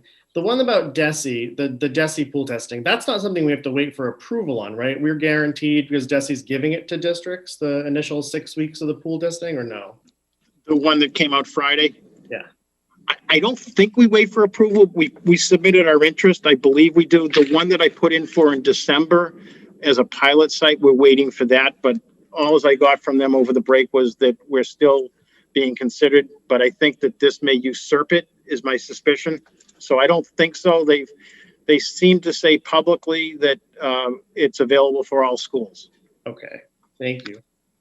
In terms of this sort of connects to CEP, but it wasn't mentioned in the report, but the PEBT cards and the issue that's going on with the PEBT, do we have any actual confirmation that that report was submitted the way it was supposed to be? Because I feel like I'm seeing a significant amount of variation on answers that folks are getting about, we've submitted a report, we haven't submitted a report, we're resubmitting a report. Do we have any status of where that PEBT is? My understanding, it was confirmed of the resubmission again last week. DESE said that they received it and it would be uploaded, transported over to DTA by the end of last week. Okay, it might be worth checking in on. From what I've seen online, it looks like Kenny might have been telling people even as recently as today that the report is being resubmitted. So I think just some clarity on the messaging, I think, would be really helpful. I guess thank you. My last question is, I think, the biggest question, and I don't know if we're really going to have an answer to it, but in terms of the reopening, I'm struggling a little bit because I guess my two real questions are: we said we're on track to open February 1st, and I guess my question is, are we? And we said we're contacting people this week for more specific details, and I guess my question is, what are the details? Because I think I'm at this point now where I think we've got the fact that this was a quick hit in the big scheme of the district updates, and we're 3 weeks out. It's 3 weeks from today. We don't have another school committee meeting between now and then. We've got families who are making quite literally a life and death decision, as well as staff who have not been, no one seems to know anything. And I think we are now, I pride myself on being as responsive as possible with anybody who asks me anything. And I'm getting increasingly more frustrated with being able to not give them any actual information because I don't know it. And I've been witnessing sort of the, because a lot of us pay attention to the community dialogue. And I think thanks to the chair, in a sense, because he's been shouldering a lot of the load. I see a lot of, well, I reached out to the mayor and he answered X, Y, Z, but there's still no real answers in these details. So I think what I would like is some details, but some real concrete, when are families going to know things? When are we going to get into the detail that allows them to actually make these decisions?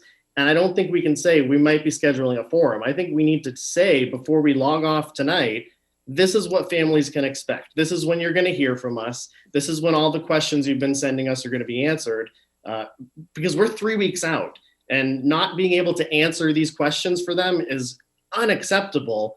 And them not having more than at least a chunk of time to discuss this as a family and with their kids, I don't know how we defend that. So I guess, where are we? Can we give people something? So, Sure. We are right now in the process of negotiating live streaming with the Malden Education Association. We need to be able to secure that, which will then bring us to what the staffing looks like and what, we can plan from there, what the next steps will be. Unfortunately, that's sort of hanging there right now. And I mean, I know we're in negotiations. I don't want to discuss a lot of this publicly. I thought we have executive session to go over, I think, some of the details with this. We have a forum with the MEA tomorrow to get their input on this.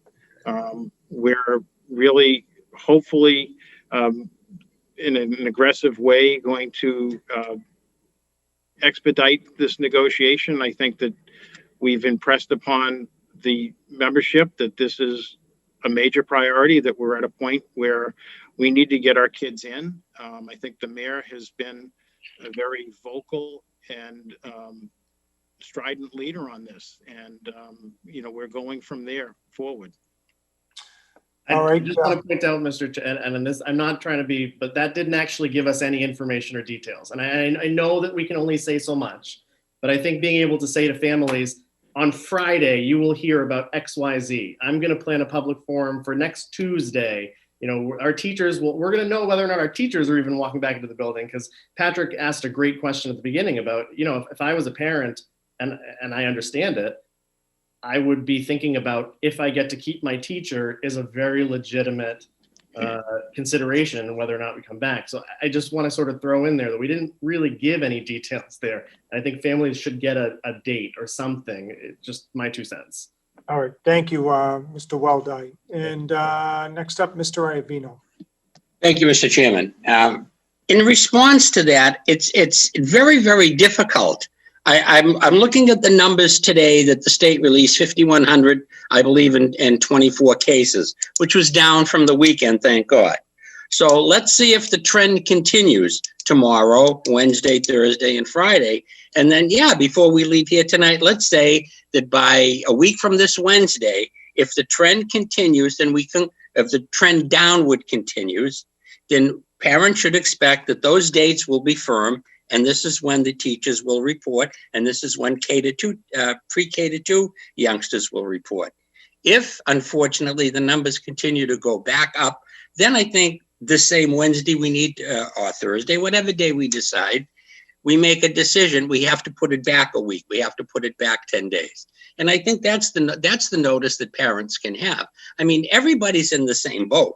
Our goal from day one has been protection of our staff and our students. And that continues to be our goal, I believe.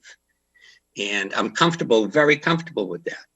But we need to, I think by the time we leave here tonight, we make a goal that by Wednesday of next week, and the date is, it's the 20th, is that January the 20th? 20th, yeah. By the 20th, we let our families know definitely, yes, we're going to adhere to those dates. No, unfortunately, we have to push it back because our case numbers are high. Yeah, Mr. Iovino, I would only say from the chair, that's implied. I think that's always been the consideration that if the numbers really go off the charts, obviously we're going to reconsider. But I think the question is, short of that, what is the plan?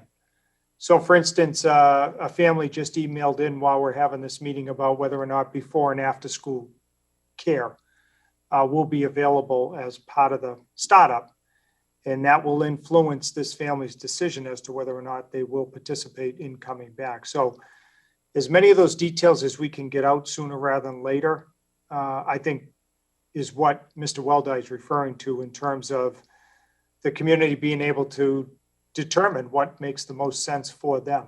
So I don't think a delay of until next week would terribly hamstring anybody. I really don't. Yeah, well, we have I'll- we have executive session coming up, so we can Okay. talk about it then. But is there anybody else before we need to move on? I see there's a bunch of other items on the agenda. Ms. Spatafora, I see her hand raised. I'll keep it very brief, and I'm going to hold off on many of my questions till exec session because Okay. they pertain to that. But I will say lack of communication on simple things like what will school lunches look like in the school is things that parents want to hear right now. And you know, these are things that we can answer regardless if we're going back to school February 1st, March 1st, April 1st. You know, these are things that we need to plan on. Flu vaccine because we pushed off, or the state pushed it off until I don't have the date in front of me, February 28th or whatnot. Correct. I'd like to see, I've had a lot of questions from parents on where to send their information. Once I have the vaccine, where do I send it? To the school nurse. Well, can we put out some sort of communication with the school nurse's email? So Sure. there's a simple place for them to go and say, oh, there's the email. Because I for one don't have my school nurse's email, in my We'll do that. Yep. In regards to the reopening, are we going to be charging tuition for pre-K? Or is this going to be a tuition for a year, regardless if we're I believe it's tuition for a year, correct? Okay, just wanted to double check on that. And then lastly, in regards to the SOA, you indicated this was an abridged plan. Can you just elaborate on that a little bit more? What was submitted, what it entailed? Was this? I should have said the abridged form, I'm sorry. Okay. Because we didn't, districts that received, I think, over $4 or $5 million, we're slated to get 2.1. Yep. They did the long form, we did the abbreviated form. It wasn't an abridged plan, it was an abridged form. I apologize. Okay, I wasn't sure if we were changing figures or Nope. data that we were submitting or, okay. All right. No, none of that. That's all I have. Thank you. All right, Ms. Spatafora, thank you. Mr. McCarthy. Thank you very much, Mr. Mayor. I was actually looking at the Q&A. We do actually have one good question from Ms. Katie Bowdridge. Are there any plans in motion for grades 3 to 12 actually returning? Because, I mean, parents haven't heard much of anything regarding that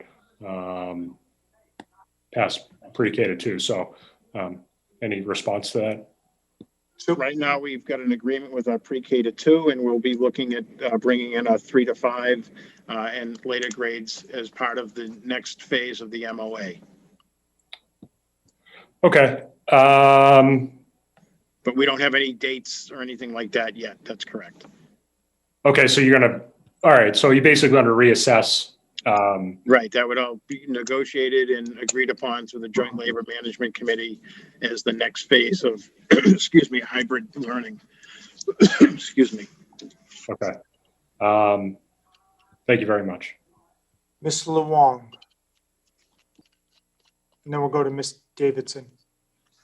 Can we put a stake in the ground tonight to answer, to echo what Mr. Weldai said, of a community meeting, a date for the community meeting? Can you put one in? I'd look at my calendar, but I'd have to look at my calendar, and I could probably get one out tomorrow. I would look at sometime maybe next Wednesday. I mean, going along with Mr. Iovino's guidance that he said a minute ago, maybe that would make sense. Next Wednesday Wednesday night, I think. I don't know. Okay, so if we could get that date out tomorrow to the whole community, we should be able to answer whatever questions after we leave it, obviously discuss this at extensively in executive session, but to everybody's point, we should be able to give next Wednesday basic information and then just the date's fluid on how that's all going to work, right? Yes, and we would look to put out a communication that would include some frequently asked questions, things like what would lunches look like, what is school hours and things like that. Absolutely. So, okay, we'll look forward to your announcement for the community meeting tomorrow. Thank you. All right, Ms. Long, thank you. Ms. Davidson. Hello, I just have 2 questions and a few comments. Kind of echoing again what Mr. Weldai said. I think that parents really an emphasis on getting that communication part out and really focusing on that. And my question for some of us, Mr. Superintendent Oteri in particular, is what steps are we making to have that information accessible? Because I know like my main source of information right now is going on the Facebook community page.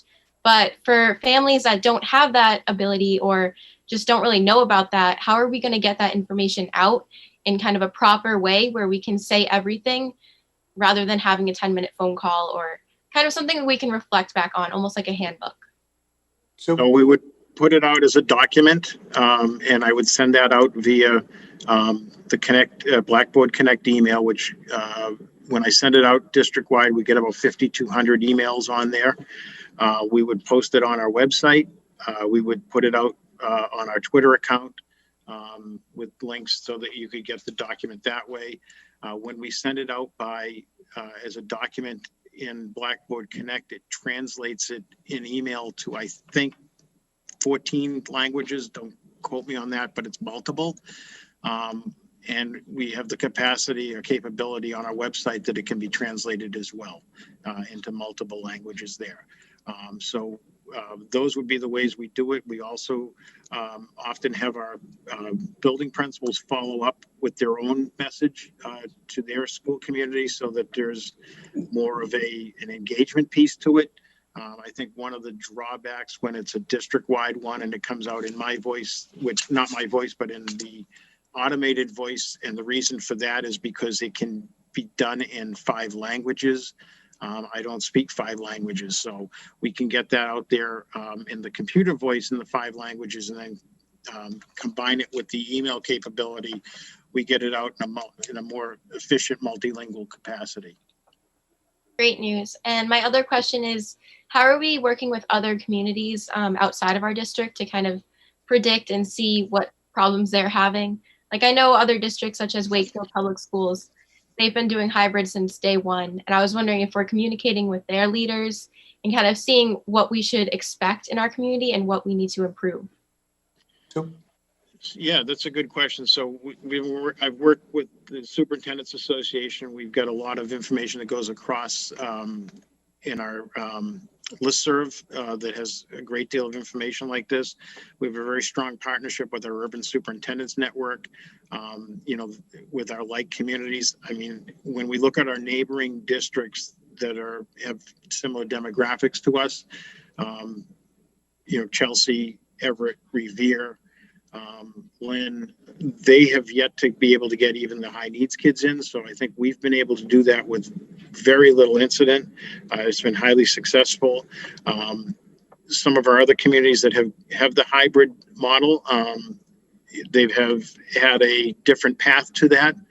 And it's been, somewhat successful, it seems like, in most communities. So we work with, what information we have, what's worked, what hasn't worked, how they've had to reassess. So we do spend a lot of time with our colleagues in other districts on that. Thank you. And one last question is, how can families kind of have an action plan for now, even with all of this information not being public out? Like, can we expect them to have a conversation with their children, kind of see where they're feeling, or what would you suggest as a superintendent that we make for actions? I'm not sure what you mean by actions, but I think families should be having discussions and I think making a determination of what their level of comfort is. I think that what we can have people reflect on is that we have had students here in the buildings. It's been very successful. There's been no known transmission in the buildings, by our public health. We have very safe buildings in terms of our protocols and access to PPE. Our staff is well trained.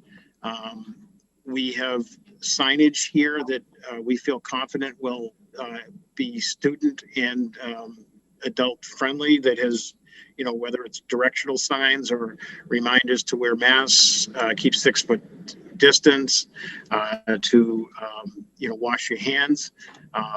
We feel that what we have in place is working and will continue to work well on a larger scale. I think that sending your students in, your child in, is a very personal decision based on many factors that I think families have to weigh. I don't, everybody's situation would be different in terms of who is in their family unit, what their health situation is, their health history.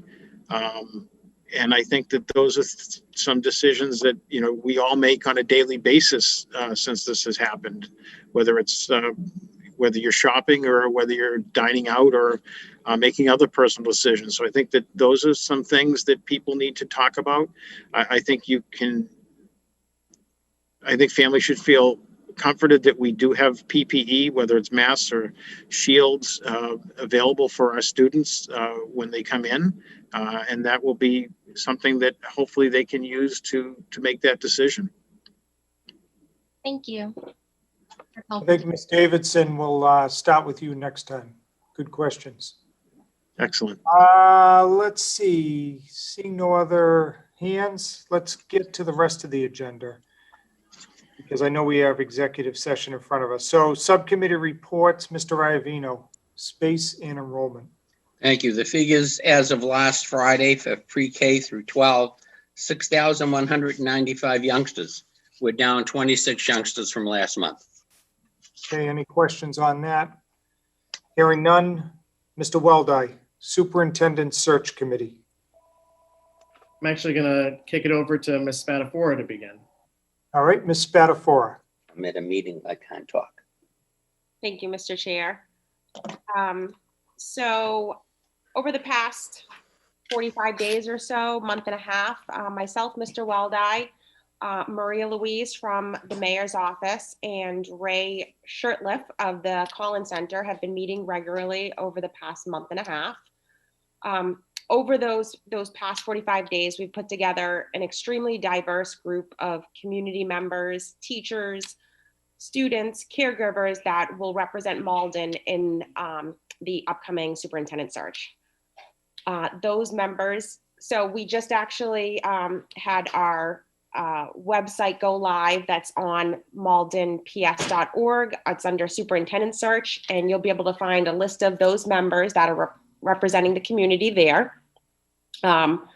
We've also made it a mission to include key community stakeholders in the process, including but not limited to Malden CPAC, the Greater Malden Asian American Community Coalition, Malden Core, and we're going to be working on hosting some community forums. That way, community members can have a voice in this process.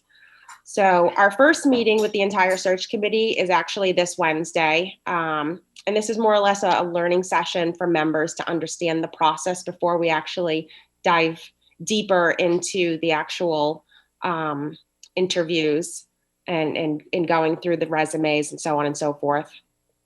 Like I said, this week, the webpage went live. Thank you to Mr. Weldai, who has worked incredibly hard to build that. And it's going to be used to update the community on this process.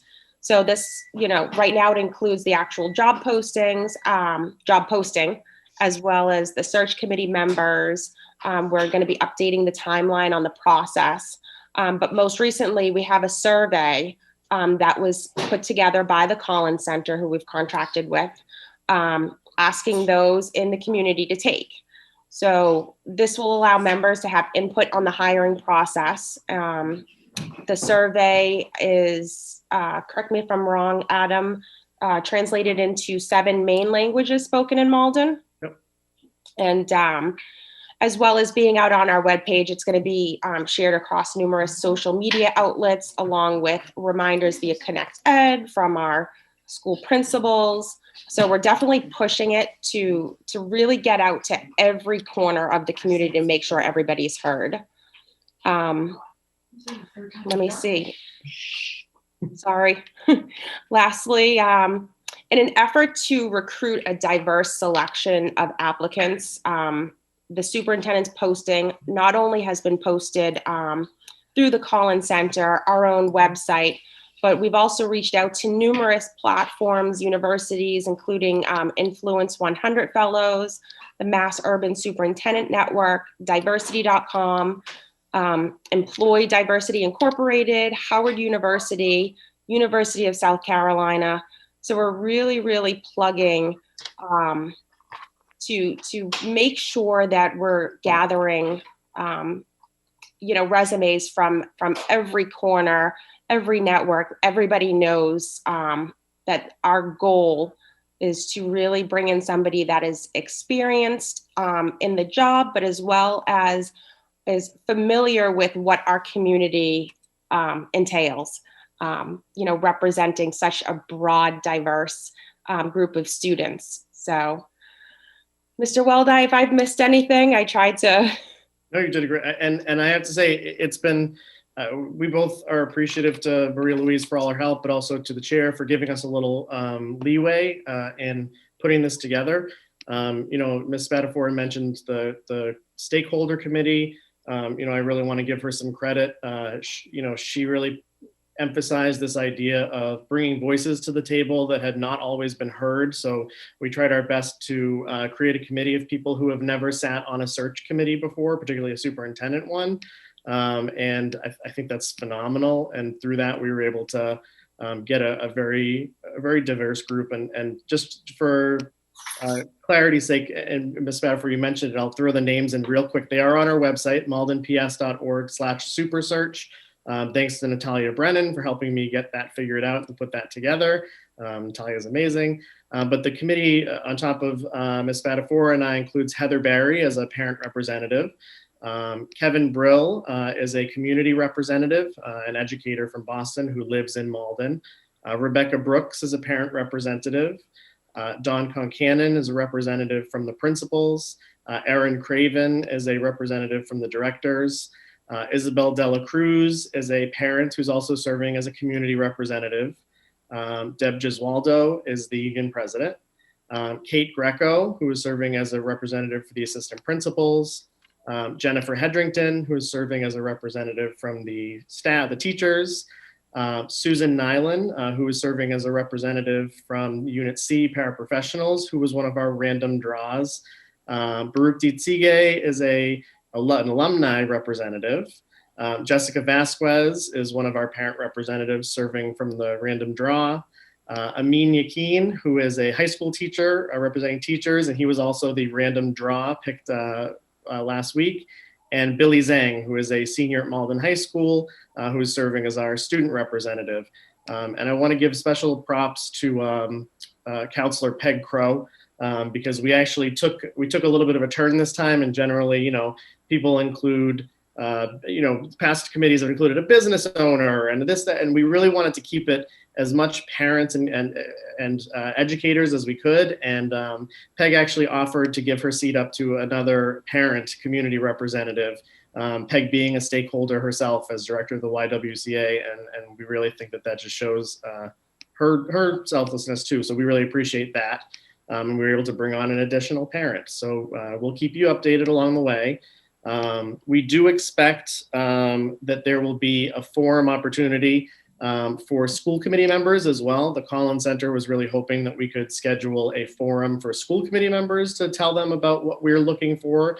When we were talking about this forum for next week, we actually were going to throw out Wednesday, the 20th at 6 p.m. They were hoping we could schedule and just leave it as an open invitation to school committee members for if you would like to come, and you can meet with Ray Shurtleff from the Collins Center. and sort of give him some of your feedback to those questions. Because there could be more than 4 of us, it does have to be posted as an open session meeting. So, people will be able to view it, but it's really a focus group for us to sort of give the Collins Center a look at what we're looking for. And the only last thing I'll mention, Mr. Chair, is, with the input of Ms. Spadafora and with the input of our assistant superintendents, particularly Dr. Chase, we were able to update the job description as well to really sort of add in a couple of bullet notes, thinking about our community and what we're really looking for. And in particular, I think we're pleased that the bullet of leader committed to social justice through advancing a culture of anti-racism in our curriculum and climate, implementing district strategies conducive to recruiting and retaining a diverse workforce, fostering welcoming environments that honor an individual's race, ethnicity, gender, socioeconomic status, language, and sexual orientation was a new bullet that was added that Ms. Spadafora wrote with Dr. Chase, and it was nice to be able to just throw that value statement right up front and center. So we appreciate all that, all the help we've had so far, and we will definitely keep all of you updated every step of the way. Thank you. Any questions? So, Mr. McCarthy? Thank you, Mr. Chair. Through you to Mr. Weldai. Is there a CPAC representative, Adam? There's not a CPAC representative, but there are special education parents who are serving. Okay. So I was looking at something else, but so how many parents are on there again? I should know this off the top of my head, Rob. 1, 2, 3, 4, 5, 6, and 7 if you count parent of alumni. Okay. Oh, 8 counting Jen. Sorry, Jen. Okay. Jen. Okay. All right. Nope. All right. Thank you very much. Sure. Okay, Mr. McCarthy. Ms. Spadafora, so do you think we are on track as of now? Yeah, absolutely. Right on schedule? Yeah, in meeting with Ray, as of right now, we've received numerous resumes. I think if I can speak for Mr. Weldai, we're quite pleased what has come through so far. We haven't, had a chance to look at anything because that really goes to the whole committee together. So, but we do know we have quite a few, past well into double digits. And based on the expertise of the Collins Center, they're quite happy with what has been submitted thus far. So we feel like we have some quality candidates in the running. But definitely, I feel like we're on track. Our timeline is it's a tight timeline, to be quite honest. It gives us a couple months, but I definitely see us on track, and the commitment from those in the committee that we've talked to, everybody's ready to hit the ground running. So I'm quite happy, and I know Mr. Weldai didn't mention it, but as soon as I know we're interviewing for a diversity and equity inclusion person for Malden, and those interviews are in the process. And as soon as someone is hired to represent Malden, we'll be bringing them in as well. So I have to say, I'm personally quite happy with the group of folks that are representing the community. And I foresee a good process. Okay, very good. Thank you, and thank you to Mr. Weldai as well. Mr. Weldai, let's stay with you. Policies and procedures. What's happening there? Actually, I'm going to save that one because we're going to get there under motions and resolutions when we get to the COVID-19 interim policy. Very good. So let's go to the aforementioned motions and resolutions. First up, Mr. Iovino, school council members. Thank you, Mr. Chairman. As is a requirement of the 1993 Ed Reform Law, every school in the district must have a school council formed and it is charged with, along with the principal, they work on presenting a school improvement plan at the end of every year, prior to the end of the year, for our consideration. Everybody received in their packet the school council members for the 2020-2021 school year. I would make a motion that we accept as presented the members of the school councils of the various schools. All right, motion by Mr. Iovino, seconded by Mr. Weldai. Everybody's seen it. Any questions, queries, qualms? Hearing none, all those in favor say aye. Aye. Aye. Aye. Anybody opposed? The ayes have it, that carries unanimously. Let's stay with Mr. Iovino for the next two items, which are donations. Thank you, Mr. Chairman. Again, we received a donation, very generous donation, from the Malden Education Association in memory of one of its members, the late Mrs. Joan Greenberg, who worked as a paraprofessional at the BB School. I make a motion that we accept this donation from the MEA in Ms. Greenberg's name. Second. Motion by Mr. Iovino, seconded by Mr. McCarthy. Any questions? All those in favor say aye. Aye. Anybody opposed? The ayes have it, that carries unanimously. Mr. Iovino. Thank you, Mr. Chairman. Next, we have a donation made by the son of one of our former teachers, Mrs. Carol Mastromaro, who, as an aside, was a cousin of my late wife, Joanne. And each of them passed away from a form of stomach cancer, abdominal cancer. In Matthew's marriage this past summer, he knew how important Model School UN program was to his mother. She enjoyed working on that very much with our Director of Humanities. And so he asked guests at the wedding, instead of a gift, to make a donation to the Malden Public Schools. And I'm happy to present and very proud of that young man.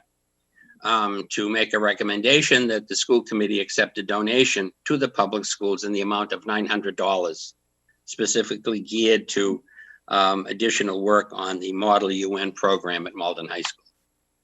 Motion by Mr. Iovino, seconded by Mr. McCarthy. So any questions on that? Mr. Iovino, on behalf of the committee, will you be doing the expression of gratitude? I certainly will. I'll take care of contacting Matthew myself, yes. So no other questions? All those in favor say aye. Aye. Anybody opposed?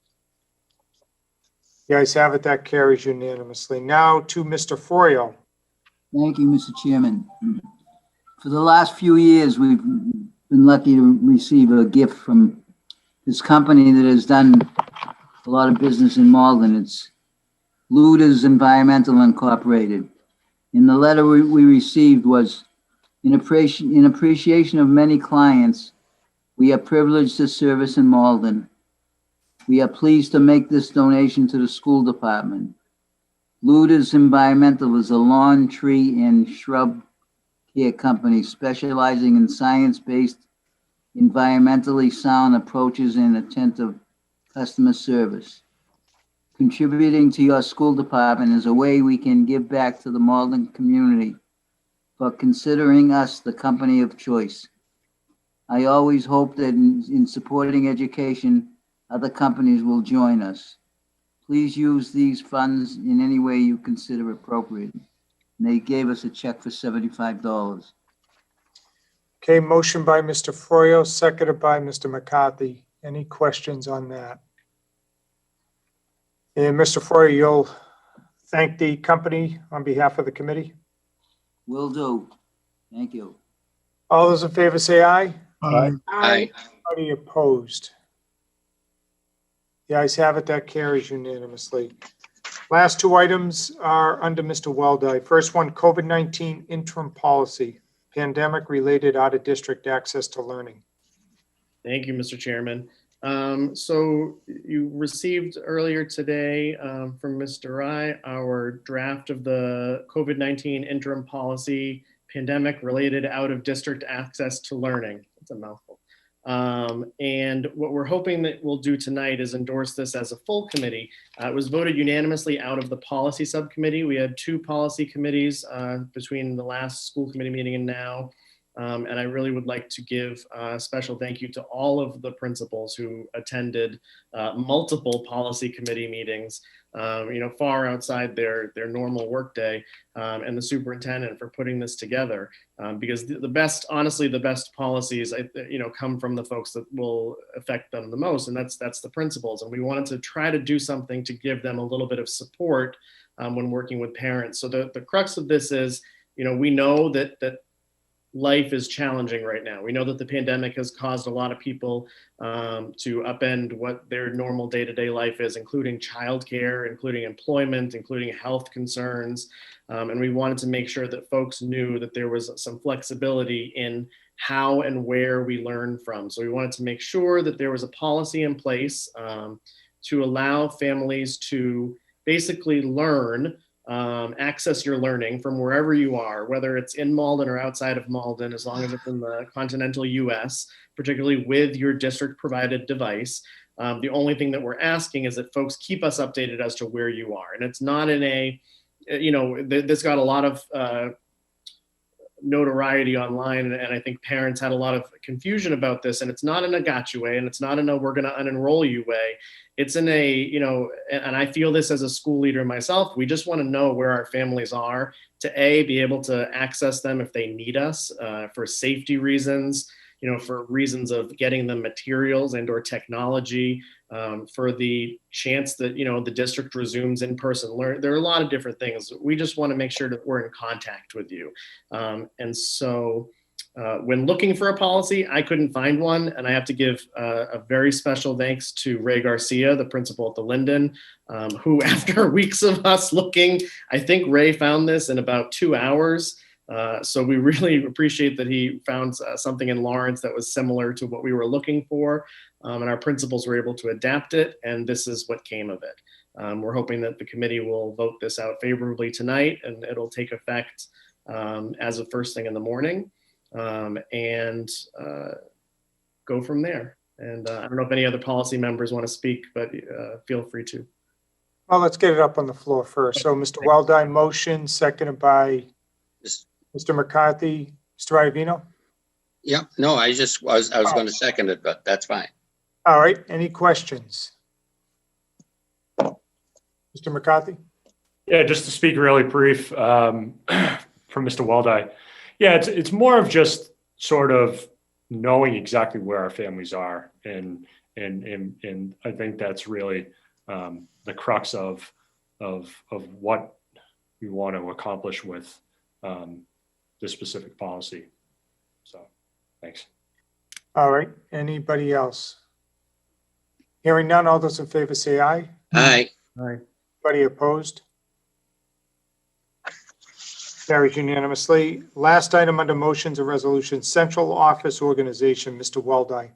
Oh, thank you, Mr. Chair. This is an easy one. I'd actually just like to refer this to Budget Committee as an item for discussion as we start planning the FY22 budget cycle. I talked with Ms. Spadafora a little bit about this, and I've made no secret of my desire to sort of add some community relations or community communications person into the central office. And I know that for the past couple months, if not longer, that the chair, Mayor Christensen's been working with the students for Malden High School students for racial equity, and a lot of the staff, including Mr. Hurley and the MHS staff for racial equity, on the idea of getting a school-specific director of diversity, equity, and inclusion, and to see that become a reality in our district. And so I just want to refer this to budget so that we can talk further about your idea, Mr. Chair, and also just the organization of central office as we think about, we've had a lot of conversations, Ms. Spadafora and I, about what makes us an attractive district to applicants. And we know that our central office is not as staffed as it could be. And we'd like to sort of fix that. All right, very good. Mr. Weldai makes that motion, seconded by Ms. Spadafora. Anybody else want to add anything? Ms. Spadafora. Yeah, I just like to add that this is just in a timely place where we're at as we transition I think it's prudent that we just take a deep look at what we're missing, where we can add value, and obviously coming to budget where we can make it financially sound. So I just think, as these conversations are going to come up, I'm pretty sure in the superintendent search committee as well. So I fully endorse this. All right, Ms. Davidson. Hi, I'd like to, going off of what Ms. Spatafora said, kind of endorse this further as a student at Malden High, because in the hallways or even in the Google Meet at this point, I can see what is happening in our lives, and I can see how that one position can make a decent amount of change in a community that is already excelling at so many things. But the amount of change that we need to be in that ideal world is endless, and that this is one more step forward that we need to make. And if anyone from budgeting is listening, I really do endorse this. Please work on this. And I think this is something that could better our community exponentially. I think we're going to have Ms. Davidson weigh on everything we do. That's the goodness. All right, very well said. I think we end it there. So all those in favor say aye. Aye. Anybody opposed? The ayes have it, so that carries unanimously. All right, so executive session's on tap, but before that, are there any points, brief points of personal privilege, or we can get right to executive session? Mr. Froyo? Thank you, Mr. Chairman. First of all, I'd like to welcome back Mike Drummy, number one. And the Linden Steam Academy progress reports will be going out on Wednesday, this coming Wednesday. Okay. That's it.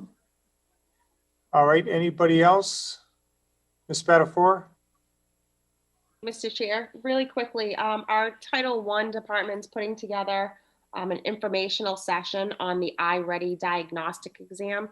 And I am so behind on my stuff. I can't recall if it was Wednesday or Thursday this week, 3 p.m. I will put it on my school committee page though for those. And I know that it's been circulated through our Malden Public School Facebook, Twitter pages and whatnot, but just a reminder to families. I know we've, so again, BB as well, I'm pretty sure all of our schools have progress reports coming out on the 13th. K through 4 is going to be emailed to you. 5 through 8 you can find, I believe, on the Aspen X2 platform. And then the next school council meeting for BB will be held January 28th at 5 p.m. Thank you. All right, very good. So we'll now entertain a motion to go into executive session for the purposes of collective bargaining. Motion. Mr. Iovino makes the motion, seconded by Mr. McCarthy.